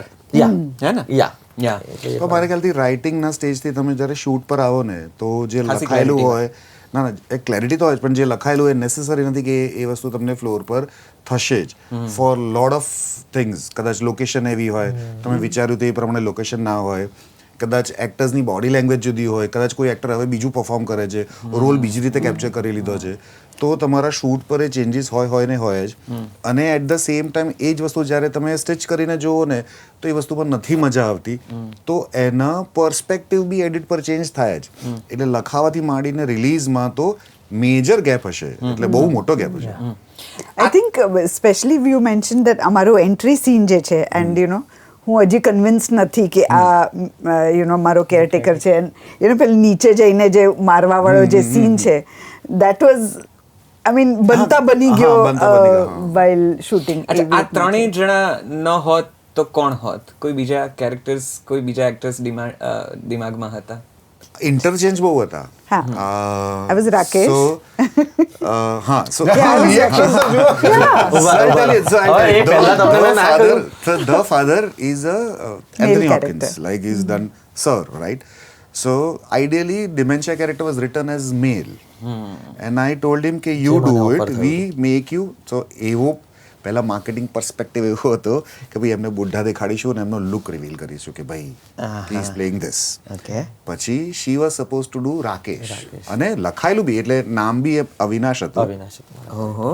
અને એટલે મેં તમને કહ્યું એટલે પેલું એક સીનમાં અવિનાશ આવે પણ છે. અને that was હા, frustration કે ભાઈ અવિનાશ તો મારી કાઢી. બહુ ધ્યાનથી સો મેં તમને જે પહેલા It કહ્યું was ને revenge for me, Avinash. સો જ્યારે મને હવે તો કહી જ દીધું એમણે, એટલે હું કહી શકું કે એમણે મને સ્ક્રિપ્ટ સંભળાઈ અને ડિમેન્શિયાનું આવ્યું અને અવિનાશનું કેરેક્ટર આવ્યું. આખી સ્ટોરી જ્યારે સાંભળતો ને ત્યારે મારું ધ્યાન આમ એઝ અ પરફોર્મર એવું કે અવિનાશ આવું બધું કરવા મળશે, બટ મને પેલું દેખાયા કરતું હતું જે મેં અત્યારે ભજવ્યું. અને જ્યારે પહેલી વાર પણ એ વખતે એન્ડ નહોતો. એન્ડ નતો, હા ત્યારે end So the entire payback of Mehul is what he's currently playing is the end, right? એ વખતે એન્ડ નહોતો. યા તો એમણે મને કહ્યું અને મેં કીધું કે મેહુલ કરી તો ઊભા થઈ ગયા ઊભા જ થઈ ગયા કે શું બહાર જવું પડશે છોડી દીધું બધું માન્યા જ નહીં. મેં તો પણ મારી વાત સાંભળો, પછી બહુ બધા ડિસ્કશન્સ થયા, બહુ જ બધી ચર્ચા થઈ. પછી હું ને સોનાલીબેન બી વાતો કરતા હતા. હવે મને એવું થયું કે યાર આ જગ્યા દેખાય છે મને, શું તમને દેખાય છે? જો તમને દેખાય છે તો આપણે યાર આ કરીએ. અને એવી રીતે કારણ કે આખું જ પછી તો આખી સ્ક્રિપ્ટ બધી આખી પાછી બધું ઘણું બદલવું પડ્યું હશે આ થોડું એટલે પણ એટલે મારા ખ્યાલથી જે એટલે Rakesh had it been a female એટલું જ હરામી હોત. That would have been so એટલે challenging. Oh my એટલે જેમ God. એવું નથી કે અભિનય આ મેલ રોલ કર્યો એટલે he is more negative toward as an inspector. A character જ એવું હતું, ખાલી સેક્સ ચેન્જ થયું છે એનું, એમાં એવું છે. એટલે મારા ખ્યાલથી કોઈ ડાયલોગ બી ચેન્જ નથી થયા. ખાલી તુજે સુબહ સે કરું પ્યાર જે સોંગ હતું એ બધું એડ થયું નાનું મોટું, પણ એના સિવાય કોઈ ડાયલોગ્સ બી ચેન્જ ન થયા. હવે કેટલા સમય સુધી મને રાકેશ જ રાધર કહેતા એક હતા સ્ક્રિપ્ટ તો બધા. એવી જ હતી કે her characters name was Rakesh. Okay. First ડ્રાફ્ટમાં એવું જ હતું બધાનું. અવિનાશ, રાકેશ, એટલું એમને પિક્ચર જે રીતે કરી હતી ફિલ્મ અમને પણ actually. આ ત્રણેય ધારો કે આ કેરેક્ટર્સ કરવાની ના પાડી હોત ફોર સમ રીઝન્સ, તો અનઅવેલેબિલિટી, વિચાર્યું હોત તો મેં તો તો વિચાર્યું. કાસ્ટિંગ તો એવું કે છે તો એમણે casting ચાલુ તો એમણે ચાલુ કરી ગઈ. પણ નથી વિચાર્યું. હવે વિચારો ને પણ હવે અત્યારે રાઈટ હવે હા રાઈટ હવે આ તો difficult difficult Don't you dare. Okay. અચ્છા તમારા સિવાય તમે કોને જુઓ છો તમારા કેરેક્ટરમાં? એ તો સેમ જ ના થયું. ના, સારું. Oh, dear me. માયા બીજું કોણે કરી સરસ કર્યું હોત? સરસ જ કર્યું હોત, પણ હું એટલે મને એવા વિચાર નથી આવતા, પણ એવા વિચાર આવે છે કે suppose if he had done Avinash, એ ભૂલી જાઓ. I had done Rakesh, and if he was how a film, any age film કેવી દેખાત? કમ્પ્લીટલી એ મને બહુ જ એની કેરેક્ટર ચેન્જ કરો. That I got it. પણ માયા તમે ન It would કરી be હોત so તો બીજા interesting to see again કે અમે જ જો હોત, અમારા વચ્ચે જો એક્સચેન્જ થયો તો એ મને ઘણી વખત એ વિચાર, oh my god, ના, somebody else wants to go first? I think for her character એટલે હા, you can I can say મારામાં કદાચ મેહુલ તું ના હોત તો કોણ? પ્રતિક ગાંધી. અહીંયા મેલ કેરેક્ટર હોત તો હિતેન કુમાર, ફિમેલ કેરેક્ટર હોત તો નીલમબેન, અને રાકેશમાં There is no option. Jayesh? Mic drop ના યાર, જયેશ સર, જયેશ મોરે, નાયકા. Enough Don't of want to. Yeah, police. Jayeshbhai કદાચ એઝ એન ઇન્સ્પેક્ટર. કદાચ કોઈએ ટ્રાય નથી કર્યું, પણ Prem Gadhvi would have been a great choice, કારણ કે કોઈએ એમને એ રીતે જોયા નથી. પણ મને એવું લાગે છે કે આવું કંઈક કરે તો કંઈક સી જોવાની મજા. કેટલું ઈઝી છે સુનિલભાઈ હવે Oh, again. Again. Pratik Gandhi actually is a very, very good Neelamben, maybe. I can imagine this character only as a female. So, yeah, Neelamben would have been a good option, I guess. But other than that, Diksha? Too young, I Diksha think. Joshi. Yeah, but if you're just talking, એટલે if હું you તો can age group age પ્રમાણે her- બિલકુલ ના હા. જોઈએ just હા, as an exactly. actor. I can see her Eyes performing in. Perfect. અભિનય આને મને કીધું એટલે લાઇટ થાય છે, બાકી તો આપણે એવું જ હતું કે આપણે પણ I think yeah Prem Gadhvi very good casting. 100% એ બહુ જ સારું કરે, પણ મેં બહુ જ અદ્ભુત કર્યું છે. આનાય વળશે તમને.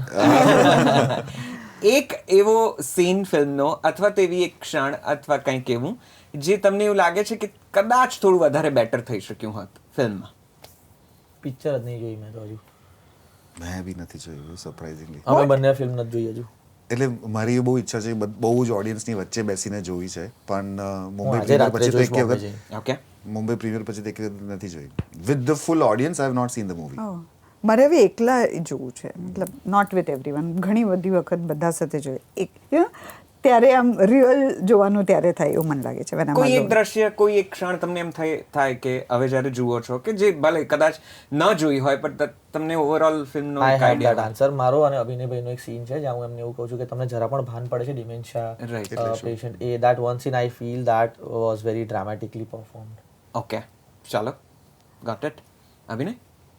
જે આને પેલું દેસાઈ જે છે એને કહે છે અને એમાં સિગરેટ પીતી વખતે એક બહુ વિયર્ડ એક્સપ્રેશન્સ છે. બહુ સરસ એને- છે. હા એટલે પણ મને જો મને બી આમને બહુ પૂછે છે તો મને બી બહુ ગમે છે. હા, એટલે જ તમે રાખ્યું છે પણ આઈ થિંક હા એ છેલ્લા સીનમાં જ્યારે પણ આઈ બાકડા થિંક પર બધાને બેસીને- ગમ્યું છે. હા, એ તમારું બોડી exactly. રિફ્લેક્ટ કર્યું છે કે મારી થિયરી ખોટી પડી રહી છે જે And that little discomfort, flicker of the shoulder like and all, it's ના very ના nice. એ નહીં હું પેલી વાત કરું બેન્ચ છું. પર જે Bench છે પર. જ કહું છું કે Bench. બેન્ચ ઉપર જે સિગરેટ પીતી વખતે આમ કરે એ મને તો બહુ મજા આવી જોવાની. અને જે પેલા આમ ખોટા પ્રૂફ So you થાય ને think- he does this little You think that it could have been better?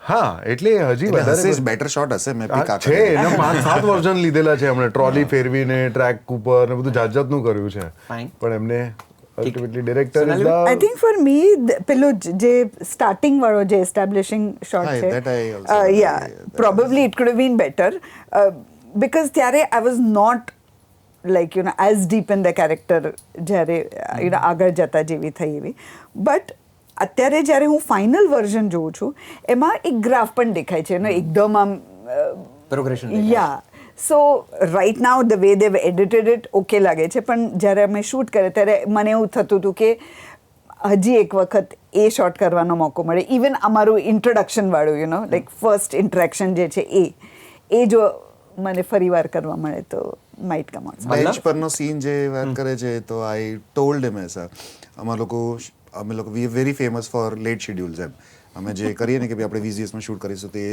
28 દિવસ થાય છે તો જ્યારે ક્લાઇમેક્સ શૂટ થતો હતો ને તો મારે ટાઈમ બચાવો હતો કારણ કે જે બેન્ચ પરનો scene what is talking I was not happy with that entire shot એટલે મને એ જરા બી નહોતો ગમતો એટલે મેં કહી બી રાખ્યું હતું કે જો આપણું ક્લાઇમેક્સ પતશે તો આપણે આ શૂટ કરીશું પણ અમારું ક્લાઇમેક્સ પણ ના પત્યું એક દિવસનું 3 દિવસ લીધા તો એ ટાઈમ પર ના પત્યું ને વી કુડ નોટ રીએડિટ મતલબ વી કુડ નોટ રીશૂટ ઇટ પણ એ ફરી શૂટ કરવાની બહુ જ ઈચ્છા હતી પણ એડિટ પર કમ્ફર્ટેબલી નીકળી જાય છે ઓકે, સો એ એક જ સીન બીજા કોઈ ખરા તમારો દ્રશ્યો કે કયો? Entry for sure it should have been much slower બહુ જ આરામથી હતો આંખ ખોલીને મ્યુઝિક ચાલુ થઈ જાય અને like you are into it પણ મચ સ્લોઅર અને આ જે સીન વિચ એટલે આ તો મને કદાચ ચાલી જાય એવો હતો આ તો નહોતો જ ચાલતો એમ કે મારે આ તો રીશૂટ કરવો ને કરવો જ છે એવું છે. ઓકે, મ્યુઝિકની વાત નીકળી.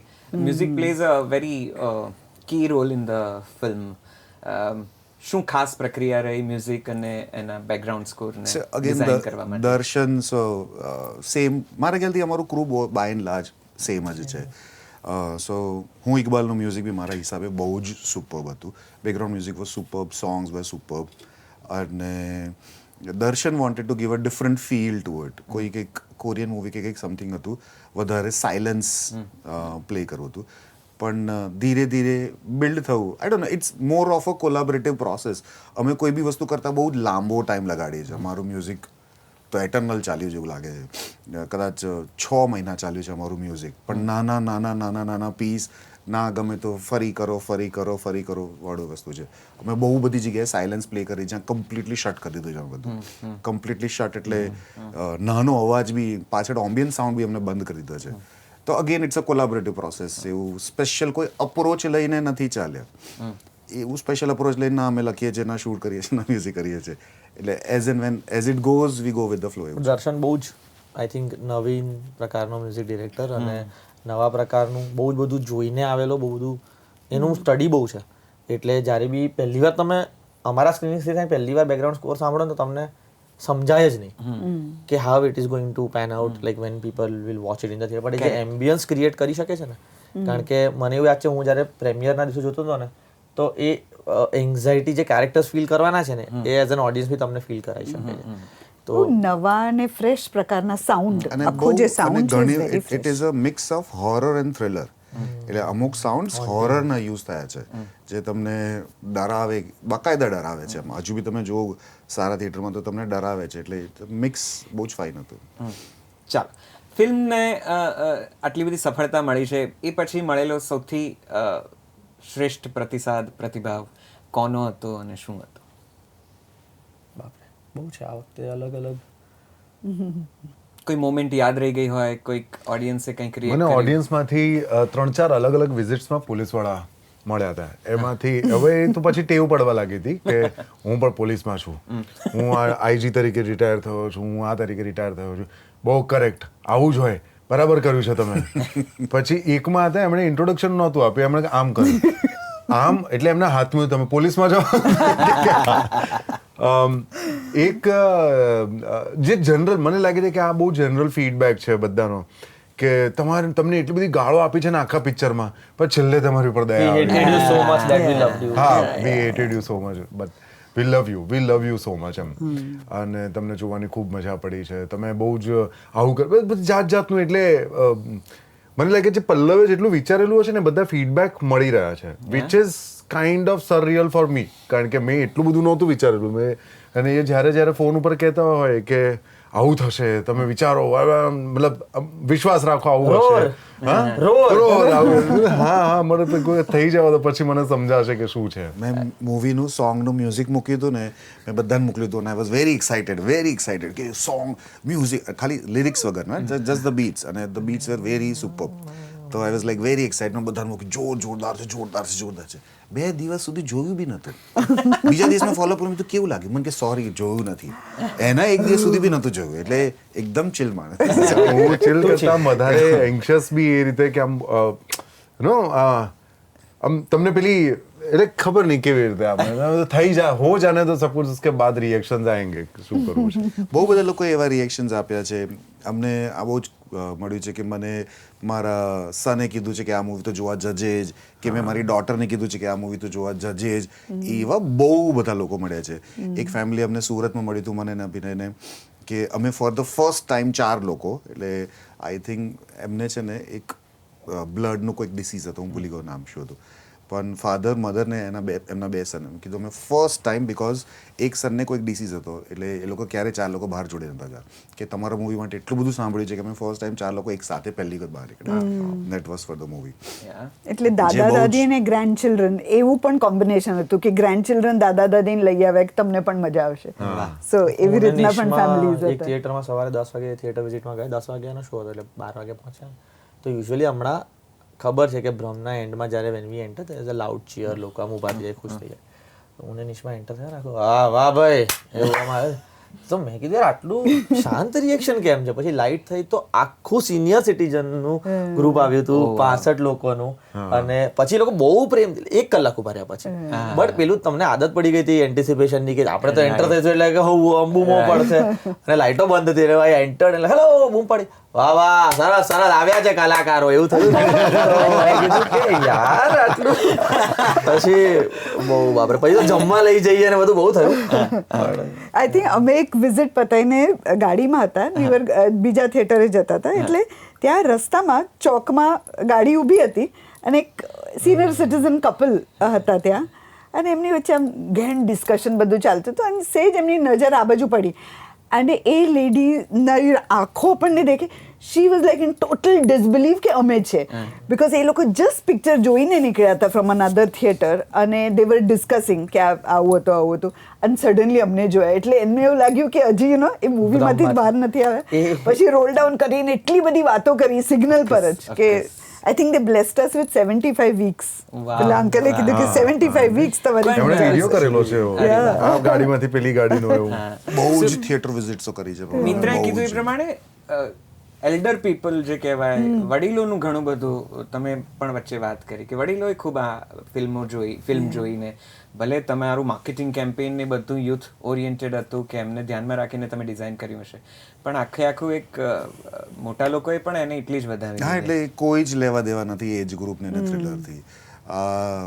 જે મોટો બ્રહ્મ અમે બી ભાંગ્યો એટલે અમે બી એ જ બ્રહ્મા હતા બેઝિકલી. કોઈ જ લેવા દેવા નથી એજ ગ્રુપથી, મેલ ફિમેલથી, ટીનેજથી કશું જ લેવા નથી. The is every one comes entertainment બધા લોકો લેવા આવે છે. પછી એ કોમેડી ફોર્મમાં હોય, ડ્રામા ફોર્મમાં હોય, રોમાન્સના ફોર્મમાં હોય કે થ્રિલના ફોર્મમાં હોય કે પછી હોરરના ફોર્મમાં હોય, બધા જ લોકો તો આવે છે. ગુજરાતીઓ માત્ર કોમેડી જુએ છે કે પારિવારિક કૌટુંબિક વિષયોને જ વધાવી લે છે એવું નથી. એ ભ્રમ તૂટી ગયો છે 100%.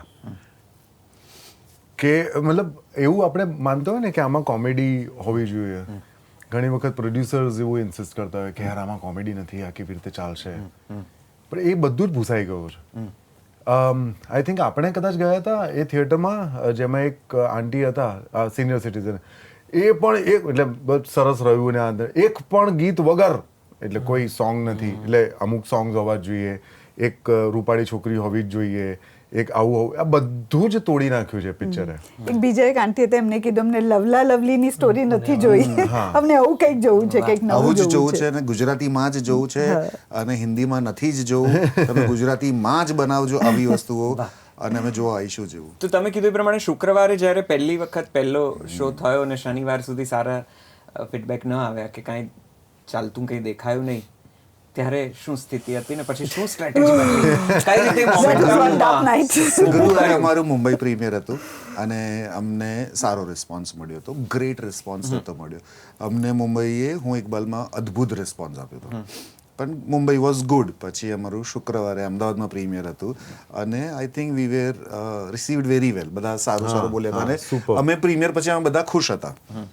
અને શુક્રવાર હતો એટલે બહુ એક્સપેક્ટ નહોતું કર્યું કે લોકો નહીં આવે થિયેટર જોવા, કે વાંધો નહીં વીકેન્ડ પર આવશે. અને પછી શનિવાર પત્યો ત્યારે તો બધું ખાલી જ ખાલી હતું, બધા થિયેટર ખાલી જ ખાલી હતા. કોઈ બી સિટી ગમે તે ચેક કરો તો બધું જ ખાલી હતું. Not a single housefull show. અને ખાસું અમે થિયેટર વિઝિટ્સ માટે ખાસું અમે થિયેટર વિઝિટ્સ માટે રિઝર્વડ હતા કે ભાઈ અમે થિયેટર ફૂલ થશે એટલે અમે તો જઈશું. અમે લોકો બધા તૈયાર જ હતા અને માંડ એકાદ સિટી ગોલ્ડ કે કોઈ એકાદ થિયેટર હાઉસફુલ ગયું હતું ને અમે ગયા હતા. એની પહેલા તો અમે લોકોએ આઈ થિંક આપણે અભિનય વોઝ નોટ ધેર ને, વી ઓલ વર ધેર. અભિનય વોઝ ઓલ્સો ધેર. હા, મારા ખ્યાલથી અમે લોકો ત્યાં સુધી તો અમે સ્ટ્રેટેજી ચેન્જ કરી દીધી કે કાલથી હવે આપણે આવું કરીશું, તેવું કરીશું, આવું કરીશું ને બહુ બધી વસ્તુઓ ચેન્જ થઈ ગઈ હતી. અને સન્ડે મોર્નિંગ બી સેમ હતી. અમારું બરોડા પ્રીમિયર હતું ને બાય 12 વાગે 1 વાગ્યા સુધી ત્યાં સુધી કોઈ આજુબાજુ ચૂં ચા ને કોઈ વાત જ ના કર્યો કેવું જઈ રહ્યું છે કોઈ નહીં. બધા બીજા ટોપિક પર જ વાત બુકમાં શો ખુલ્લું હતું. હા, બુકમાં શો ખુલ્લું હતું. પણ પછી અને એ સન્ડે ધીરે ધીરે ફરાવાનું ચાલુ થયું, જે મારા ખ્યાલથી વર્ડ ઓફ માઉથ લિટરલી થયું. અમે માર્કેટિંગ કર્યું મારા હિસાબે અને માર્કેટિંગ સારું બી હતું. પણ મને નથી ખબર કે શું કારણ છે કે પહેલા 2 દિવસ લોકો ના આવ્યા. પણ મને એટલું ડેફિનેટલી ખબર પડે છે કે શુક્રવાર પ્રીમિયર મુંબઈ ને ગુરુ શુક્ર શનિ જેટલા લોકોએ જોઈએ છે ને એના પછી જે વર્ડ ઓફ માઉથ સ્પ્રેડ થયું ને એ બહુ જ ફાસ્ટ પેસ હતો. અને ફાસ્ટ એટલે across all cities, Ahmedabad, Baroda, Rajkot, Surat, Mumbai તમે જુઓ ને તો બધી જગ્યાએ એક સાથે ભરાવા લાગ્યો. અને according to me that is nothing but magic. Sunday રાત તો અમે લોકો સુરતમાં સુપર ખુશ હતા. સન્ડે સુરતનું સ્ક્રીનિંગ હતું અને પલ્લોનો કોલ આવ્યો કે બહાર આવો, અમે કે ખોલો બુકમાં શો.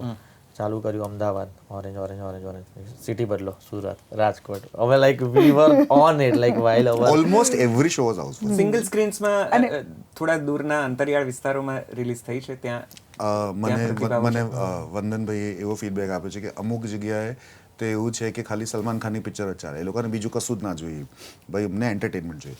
એવી જગ્યાએથી બી ડિમાન્ડ આવી છે જ્યાં અમે રિલીઝ નથી કરી.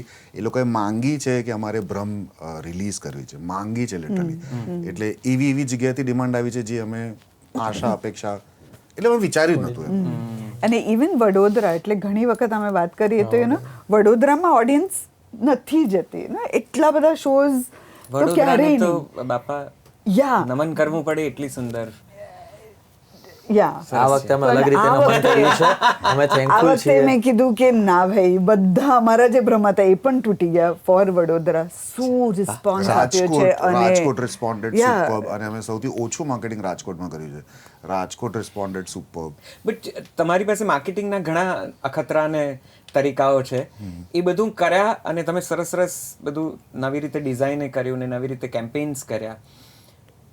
તો શું લાગે છે, માર્કેટિંગ હેલ્પ કરે છે કે છેવટે તો એક જ માર્કેટિંગ છે, વર્ડ ઓફ માઉથ? સો મારા ખ્યાલથી this year entire Gujarati industry has been received very well. Right. So મને એક તો વસ્તુ એવું લાગે છે કે આખો માહોલ ખુલ્યો છે ગુજરાતી ઇન્ડસ્ટ્રીમાં. તમે કાશી રાગ, બહુ બધી જુદી જુદી મૂવીઝ છે, મીઠડા મહેમાન છે, જેને લોકોએ વ્યવસ્થિત રીતે સ્વીકારી છે. So that is one underlying base factor for sure. Second is marketing. તો તમને માર્કેટિંગ તો જોઈશે જ, જેથી લોકો પહેલા દિવસે તમારું મૂવી જોવા આવે. હવે મૂવી જોઈ જ નથી તો પછી કઈ રીતે ખબર કે સારી કે ખરાબ? અને finally the word of mouth, કારણ કે દેટ ઇઝ કોન્ટેન્ટ. હા, પ્રીમિયરની વાત કરવી પડશે, કારણ કે પ્રીમિયરમાં હું નહોતો પહોંચી શક્યો, પણ જેટલા લોકોના સ્ટોરીઝ કે ફીડબેક જોયા હતા, એક હોય છે કે all the best, good film, સરસ, ફેમિલી એન્ટરટેનમેન્ટ. હા, આવું એક જનરિક વાક્ય હોય છે. બીજું હોય છે જે દિલથી નીકળેલું હોય, તમને ખબર પડે કે આ મૂવી જેન્યુઅનલી કંઈક સારી હશે, એટલે આ જરાક થોડુંક વધારે લેન્થમાં ઇલાબોરેટિવ લખાયું છે કે બોલાયું છે કે શેર થયું છે.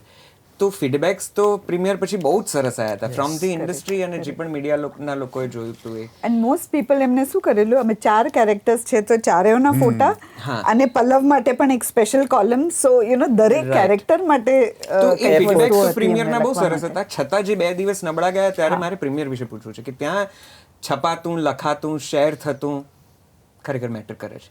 કરે છે મારા ખ્યાલથી બહુ જ કરે ડેફિનેટલી. પ્રેમિયર નો એક તો પર્સપેક્ટિવ હવે એવો થઈ ગયો છે કે આપણે એવું માનીએ છીએ કે પ્રેમિયરથી આપણને રીચ મળશે એટલે આપણે પ્રેમિયર કરીએ. 2 રીઝન હોય છે હંમેશા પ્રેમિયર કરવાના. એક તો it is a celebration for our industry, કે આપણે આપણા બધા લોકો ભેગા થઈને આપણી ફિલ્મને વધાવીએ, જોઈએ અને એક રિવ્યૂ શેર કરીએ. બીજું કે દરેક સારી ફિલ્મનો રિવ્યૂ કરવાનું મન થતું હોય છે. Like if I watch a film, Gujarati નથી છોડતો, હું કોઈ બી નેટફ્લિક્સ પર ફિલ્મ જોઉં છું, મને બહુ ગમે, તો મને એવું છે કે બહુ બધા લોકો જોવે યાર, આ મસ્ત પિક્ચર છે, તો હું કહું તો હું શું કરું, સ્ટોરી મૂકું.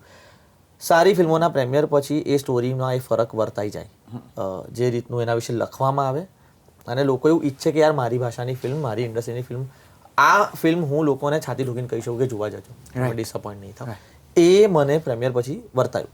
મેં એવી ફિલ્મો કરી છે અને એવા ફિલ્મોનો ભાગ બન્યો છું કે એવા પ્રેમિયરમાં ગયો છું કે જ્યાં એ લખવાની હિંમત ના થઈ હોય. મારી ફિલ્મ હોય ને લોકો એવું લખ્યું હોય કે વાહ, ગુડ ફેમિલી એન્ટરટેનર, તો મને ખબર છે કે નથી પસંદ પડી, પણ એક ફોર્મેલિટી નિભાવી રહ્યા છે as a friend or as a colleague, કે ભાઈ મારી આની ફિલ્મ રિલીઝ થઈ છે, you go and watch it. મને કદાચ એટલી ઇન્ટરેસ્ટિંગ નથી લાગી. બ્રહ્મમાં એવું નહોતું થયું, એટલે વી વર લિટલ મોર કોન્ફિડન્ટ અગેન. બોમ્બે અને અમદાવાદના પ્રેમિયર પછી જે રીતે સોનાલીબેને કહ્યું કે આમ ફોટા, લોકોએ મહેનત કરી કોલાજ બનાવવાની, કે 4 ફોટા પાડ્યા, 4 એક્ટર્સ વિશે લખ્યું, ફિલ્મ વિશે લખ્યું, પલ્લવ વિશે લખ્યું. આટલી મહેનત જ્યારે એક પ્રેમિયર પછી કોઈ કરે રાત્રે 2 વાગે ઘરે જઈને, તો એને કંઈક ઘરે લઈને એ વ્યક્તિ ગયું છે. ઓલ્સો હી વોન્ટ્સ કે મને ગમી છે તો આઈ કેન ટેલ પીપલ કે જાઓ જોઈ જુઓ. કરેક્ટ. તો that was the difference that I saw. વાહ. આ ફિલ્મ હિન્દીમાં બનશે? પોસિબિલિટી છે કે બીજી લેંગ્વેજીસમાં બનશે, ખાલી હિન્દીમાં નહીં. એવી the is a possibility. Subtitle નહીં? રીમેક. ઓકે. અને હું ઇકબાલનું ઇન્ટિગ્રેશન પણ તમે તમારી ફિલ્મમાં બહુ સુંદર રીતે કર્યું છે, અને છેલ્લે તો લખ્યું છે કે ઇકબાલ 2 કમિંગ સૂન. કમ્પલસરી લખવું પડે છે. એમના માટે સૌથી મોટી જવાબદારી કમ્પલસરી હા, છે. because એટલું બ્રહ્મ બધું જોઈને પણ પ્રશ્ન તો એક જ હોય, ઇકબાલ 2 ક્યારે છે? તો ક્યારે છે? એવું કમિંગ સૂન. અચ્છા, બ્રહ્મ 2 આવશે? બહુ બધા લોકો માંગી રહ્યા છે, કારણ કે ઘણા બધા બ્રહ્મથી ક્વેશ્ચન્સ છે જે ઓડિયન્સને એવું જોઈએ જ છે કે હવે તમે રિઝોલ્વ કરો. તો આમાં કોઈ પ્લાન નતો કે અમે બ્રહ્મ 2 બનાવીશું, પણ ઓડિયન્સથી એવું આવે છે કે હવે તમે બ્રહ્મ 2 બનાવો. પ્રશ્નો તો છે જ ઘણા બધા. કારણ કે એમને પ્રિક્વલ બી જોઈએ છે, કે આ લોકોનું ફેમિલીમાં કેવી રીતે integration અને રિવેન્જ એક બદલા ની સિક્વલ બી જોઈએ છે. દેવકીનું કેરેક્ટર બહુ ઇન્ટરેસ્ટિંગ છે, ભલે થોડી ક્ષણો માટે આવે છે, પણ એ કેરેક્ટર વિશે પણ વાત કરો કંઈક. શા માટે રેખા ખત્રી ને તમારે દ્રશ્યમાન કરવા પડ્યા? સ્ક્રીન પર ન લાવતા તો ન ચાલતું? બેઝિકલી એવું કન્વિક્શન મારે લોકોને આપવું હતું કે આ ભાઈ તો નતા જ એ જગ્યાએ, અને કોઈ એવી ક્રિટિકલ સિચ્યુએશન, એવું કોઈ ક્રિટિકલ કેરેક્ટર જોઈતું હતું જે પોતાના મેરેજ બી એટ સ્ટેક મૂકીને કહી દે કે ભાઈ હા, આ ભાઈ મારી જોડે જ હતા. એટલે બહુ જ સ્ટ્રોંગ સ્ટ્રોંગ એલાબાઈ જોતો હતો, જે ઓડિયન્સ બી માને જ. પણ ફિલર જેવું નથી લાગતું વચ્ચે? તમને લાગે છે તો એમને લાગે છે અથવા તો કદાચ અમે ઈચ્છીશું કે એના થોડા વધારે પરતો ખુલે હવે પછી, અથવા તો પણ મને એઝ અ ટેસ્ટ ગમે છે કે તમે એક કેરેક્ટર આવે ખાલી એટલું જ કરીને જતો રહે. દરેક વખતે કંઈ હોય નહીં. હા, અને મને એવું ગમે છે કે એ અડધું છોડીને જતું રહે એવું ગમે છે એમ, એટલે સારું લાગે છે. જેમ કે ઇકબાલમાં બી ઓલા દાદા આવ્યા હતા એને, હવે કઈ બી નહીં એમને હરતા ફરતા દાદા આવ્યા હતા એવું છે. તો I think you will sing something. તમારે કંઈક કેવું? તમને લાગ્યું એવું એમ પૂછું છું. હા, મને હા, પણ એટલે બહુ બધી થિયરીઝ છે કે ભાઈ જો કે હું એને છેલ્લે જોડું છું પાછા છેલ્લા બહુ બધા લોકો રહસ્યો જોડે છે, સાથે. બહુ બધા લોકો જોડે છે. પણ એટલે થોડું રિવીલ નથી થતું, એ બહુ એકદમ થિયેટરમાં અમે ગયા ને ઢંકાયેલું છે. તો બધા એટલા Q&A થાય ને વિઝિટ પછી, એટલે વિઝિટ પછી અમારે નેક્સ્ટ વિઝિટમાં જવાનું હોય ને તો એ પહેલા સવાલોના જવાબ આપવા પડે. Right. એટલે મેં આખો એક તૈયાર રાખ્યો જવાબ ગણિત વર્ષોના, કે કેટલા વર્ષોથી માયાન ત્યાં કામ કરું છું, બાળક કેટલા વર્ષનું છે, રેખા ખત્રીનો ક્યારે મળ્યો, આ તે બધો બધાને મર્ડર સાથે કઈ લેવા દેવા નથી. આ છોકરી કોની છે, અને એની કઈ મમ્મી કોણ રીતે છે? આ તેની મમ્મી કોણ છે, તમે આમને એમાં કઈ બહુ રીતે મળે? એટલે હવે Q&A ફિક્સ થઈ ગયા છે કે આટલા સવાલો પૂછાય. સૌથી સરપ્રાઇઝિંગ આસ્પેક્ટ શું છે ખબર છે? જી. મૂવીમાં મર્ડર કેવી રીતે થયું ને, we have not talked, we have not shown. Correct. એટલે મર્ડર મિસ્ટ્રીમાં we have not touched murder નો સબ્જેક્ટ જ, અને people have no issues with that. કોઈએ એવું નથી પૂછ્યું આજ કે અને મળ્યો કઈ રીતે. અને મારો સૌથી મોટો વરી વોઝ ધીસ કે ભાઈ આ તો દેખાડી દો એટલીસ્ટ મને, આ કહી દો ને કે ભાઈ એમ છૂટું કે ભાઈ આવું માર્યું ને આવું થયું તો આવું થયું. તમે એવું પૂછો ને એક્ટર્સ કયા જીવ ખાય, મેં બહુ જીવ ખાતરે કે આપણે એકવાર મર્ડર બતાવી દઈએ પ્લીઝ, એકવાર બતાવી દો ને કેટલી વાર શૂટ હોય. અને So, વી પલ્લવ હેવ કઈ, નોટ ટચ્ડ અપોન મર્ડર નો સીન જ, એટલે શૂટ જ ન થયો, ન લખાયો છે, ન એડિટ, તો ઇમ્પોસિબલ જ થાય. સર જરા ઘણું બધું જુદું છે મર્ડર મિસ્ટ્રીની ટિપિકલ વ્યાખ્યાઓ કરતા, રાઈટ? સોરી, હા, જી, સોરી, જી. હા. ઇનફેક્ટ અમે લોકો જ્યારે ટ્રેલર કટ કરતા હતા ને, તો I was researching murder mystery, best murder mystery trailers ને આને તે. તો મેક્સિમમ મર્ડર મિસ્ટ્રીઝ મારા ખ્યાલથી મેં કદી એક કે નથી જોઈ, મને યાદ નથી, એમાં ક્યારે એવું નથી થતું કે 3 જ કેરેક્ટર છે હે ને, અને મર્ડર મિસ્ટ્રીમાં હુ ડન ઇટ છે. હુ ડન ઇટ ટિપિકલ જોનર કેવો છે કે જે હાઉસફુલનો બી જોનર છે કે ભાઈ એક અમીર માણસ મરી ગયો, એના ચાચા મામા કાકા ફ્રેન્ડ્સ અગાથા ક્રિસ્ટીની કોઈ પણ હા, અગાથા ક્રિસ્ટી લઈ લો, નાઇઝ આઉટ લઈ લો, હાઉસફુલ લઈ લો, આ ટિપિકલ જોનર છે કે એક જણ મરી ગયો ને પછી આજુબાજુ એટલા બધા લોકો હશે તો ઓબ્વિયસલી ઓડિયન્સ કન્ફ્યુઝ થવાની છે. પણ હવે ઇન્સ્પેક્ટર કાઢી કાઢો અને તો રહ્યું, અને તો રહ્યા કોણ? 3 જણ. હવે 3 જણમાં કેટલું ઇન્ટરેસ્ટિંગ કરશો તમે? અણે કાં તો અણે જ કર્યું હશે ને, એમાં તો શું મોટી ધાડ મારશો, તો શું સસ્પેન્સ લાવશો? સો મારા ખ્યાલથી આનું કોઈ શું કહેવાય, કોઈ રેફરન્સ નથી. આના જેવી કોઈ મૂવી જોઈ હશે જ્યાં ખાલી 2 જ કેરેક્ટર કે 3 કેરેક્ટરમાં મર્ડર મિસ્ટ્રી લખાઈ હોય, એ બહુ જ રેર છે. That is also a very interesting aspect. અને અમે તો મર્ડરની વાત જ નથી કરતી, એવું છે. સો ધ ફાધરનો ઉલ્લેખ થયો, જેના ઉપરથી કદાચ તમને આનું વિચાર બીજા આવ્યું હશે. એ સિવાય કઈ થ્રિલર્સ તમને ગમે છે ડિરેક્ટર તરીકે જોયેલી વર્લ્ડ સિનેમાની? ડાર્ક નાઇટ છે, હુ એમ આઈ કરીને એક જર્મન મૂવી છે, બહુ બધી મૂવીઝ છે એ પ્રમાણે. તો Who am I is the one I saw. German Or a છે. part of it. Who am I? ના. Dark night according to me is One of the the best. Move. મારા ખ્યાલથી એટલું ક્રેઝી લખાયું છે, બહુ જ સુપર છે. એટલે મારા ખ્યાલથી ધી બેસ્ટ મૂવી છે મારા હિસાબે. ઓકે. તમને લોકોને કોઈ થ્રિલરમાં કોઈ ખાસ I grow up recommendation? Watching Ocean's યાર. મેં ઓશન્સ 11, 12. Oceans તો બધાએ જોઈ હશે, એટલે અને ઓફકોર્સ ડાર્ક નાઇટ ને બધું તો, એટલે આ જ બધી ફિલ્મો છે હું તો અબ્બાસ મસ્તાન ફેન રહ્યો છું મારી માટે. તો મેં તો અબ્બાસ મસ્તાનની બધી ફિલ્મો એવરીથિંગ આવા ડાયલોગ જોડે, વોઇસ મેલ બધું મોડે, એટલે હું તો એટલે એવી રીતે જ મોટો થયો છું કે, અને આમ જોવા જઈએ તો 12 થી જ્યારે ત્યારે જોઈ હતી નાનપણમાં, ત્યારે બી એવું થયું હતું કે યાર આ બધું. So we have made some incredible, like દેવાનંદની કેટલી બધી, જોની મેરા નામ, જોની ગદ્દાર થી બધું જ જોયું છે. એટલે પણ બાકી હોલિવૂડમાં તો આઈ થિંક આ બધું જ છે, ડાર્ક નાઇટ, ઓશન્સ. પણ મને આપણા થ્રિલર્સ એકચ્યુઅલી બહુ વધારે ઇન્ટરેસ્ટિંગ લાગ્યા છે. ઓફકોર્સ. સોનાલી, બહુ ફેવરેટ મારો જોનર છે ક્રાઇમ થ્રિલર્સ. એબ્સોલ્યુટ. એની ફેવરેટ મૂવી કોઈ યાદ આવે છે કાંઈ રેકમેન્ડ કરી શકો? Oh, recommend. Not right now, but I love this genre. એટલે દરેક વસ્તુ on OTT or in the theaters. Done. આપણે ત્યાં એક ફિલ્મ આવેલી 99 કરીને, રાજન ડીકેની પહેલી ફિલ્મ હતી, which was a thriller comedy. genre. તો એ મને એવું લાગે છે કે એવું કંઈક આપણે ત્યાં બહુ જોરદાર, કારણ કે થ્રિલર જો આવી એક્સેપ્ટ થાય અને જો એમાં કોમેડી, કારણ કે 99 જેવી ફિલ્મો બહુ ઓછી બને છે જે રાજન ડીકે કરે છે, કે જેમાં there is a subtle humor going on throughout with characters but the story is of thriller. નહીં તે બોલિવૂડની 70s 80s ની મૂવીઝની વાત કરી, ખૂબ બધી થ્રિલર્સ આવેલી છે. મીરા સાયા મને બહુ જ ગમતી. એક રાજ ખોસલાના તો આખો genre રાજ એનો ખોસલા, correct. એ હતો મીરા સાયા. પછી લગ જા ગલે જે ફિલ્મનું છે એમનું નામ હું ભૂલી ગયો, એ ફિલ્મ પણ સાધના સાથે રાજ ખોસલાએ ઘણી બધી આ પ્રકારની થ્રિલર મનોજ કુમાર સાથે. मेरा साया सुनील दत्त साधना, तू जहाँ जहाँ चलेगा मेरा साया साथ होगा, એનું પણ it's one of the best. Yes Avini. મને તો ઘણી બધી ગમે છે, પણ એમાં હમણાં બહુ રિસન્ટલી જોયેલી નઝરિયા કરીને એક એક્ટ્રેસ છે મલયાલમની, એની એક ફિલ્મ છે સૂક્ષ્મદર્શિની, બહુ જ સુપર છે. ઇનફેક્ટ રિસન્ટ 90s નું મહારાજા. 100 days એ યાદ આવે. 100 days. પછી એક ધર્મેન્દ્રની, પણ જો કે એ તો હાઈસ્ટ વાળી, પણ અગેન થ્રિલરમાં આમ કન્સિડર કરી, શાલીમાર કરીને એક film. એમાં જે પેલું ચેસ બોર્ડ વાળા કરીને જે જાય છે. વાવ. The dome drop. સારી જગ્યા ઉપર ગયા.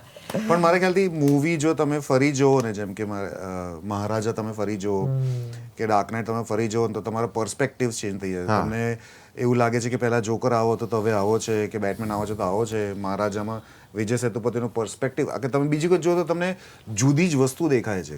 That is the best part of thriller. Kishkindha Kaandam પણ મને કિષ્કિંધા નથી જોઈ. superb છે. હમણાં રિસન્ટલી જોયેલી, ખૂબ ગમેલી છે અને અદ્ભુત મૂવી છે. યા સો ગુજરાતી ફિલ્મોમાં એક નવો વિષય, નવી રીતે. આમ તો એવું ન કહી શકાય કે આપણે આ નવા વિષય સાથે કંઈક કરી રહ્યા છે, પણ ડેફિનેટલી દરેક ફિલ્મ પોતાની એક જુદી ટ્રીટમેન્ટ, પોતાની એક જુદી પ્રેઝન્ટેશન લઈને આવતી હોય છે. અને આ ફિલ્મે ગુજરાતી ફિલ્મોને, ગુજરાતી ભાષાને એક નવી આશા, ઉમ્મીદ આપી છે. So thank you very very much for bringing such a lovely movie, lovely subject, lovely performances to all of us. So many congratulations all of you once again. Thank you. અને અમે ખૂબ ઈચ્છા રાખીએ કે તમે હજી વધારે મૂવીઝ બનાવો, પહેલા પણ આવો અને સફળ થયા પછી ફરીવાર એ જ મૂવી વિશે વાત કરવા માટે આવો. હેલ્લારો પછી આ પહેલી વખત એવું થઈ રહ્યું છે કદાચ કે કોઈ ફિલ્મની સફળતા વિશે વાત કરવાનું બન્યું હોય. હેલ્લારોમાં એવું થયું હતું કે ફિલ્મ ખૂબ ચાલી, પછી એના બેકએન્ડમાં જેટલા સંકળાયેલા હતા પ્રોડક્શનમાં ને એ બધા સાથે, કોસ્ટ્યુમ ડિઝાઇનર્સ ને આર્ટ ડિરેક્ટર્સ ને એડીઝ ને એડિટર્સ ને એ બધા સાથે અમે બહુ જ એક મસ્ત સંવાદ કર્યો હતો. આ પહેલી વખત એવું થઈ રહ્યું છે કે બીજી કોઈ મૂવી સાથે અમે આવી રીતે સંકળાયા છીએ. તો આપણે મહિના પછી ઓલમોસ્ટ મળીએ 2 છીએ. months. First, 2 months was it? 21st April. Really? અચ્છા. I just So, checked the date. you know, તમને ત્યારે બહુ સવાલો હતા.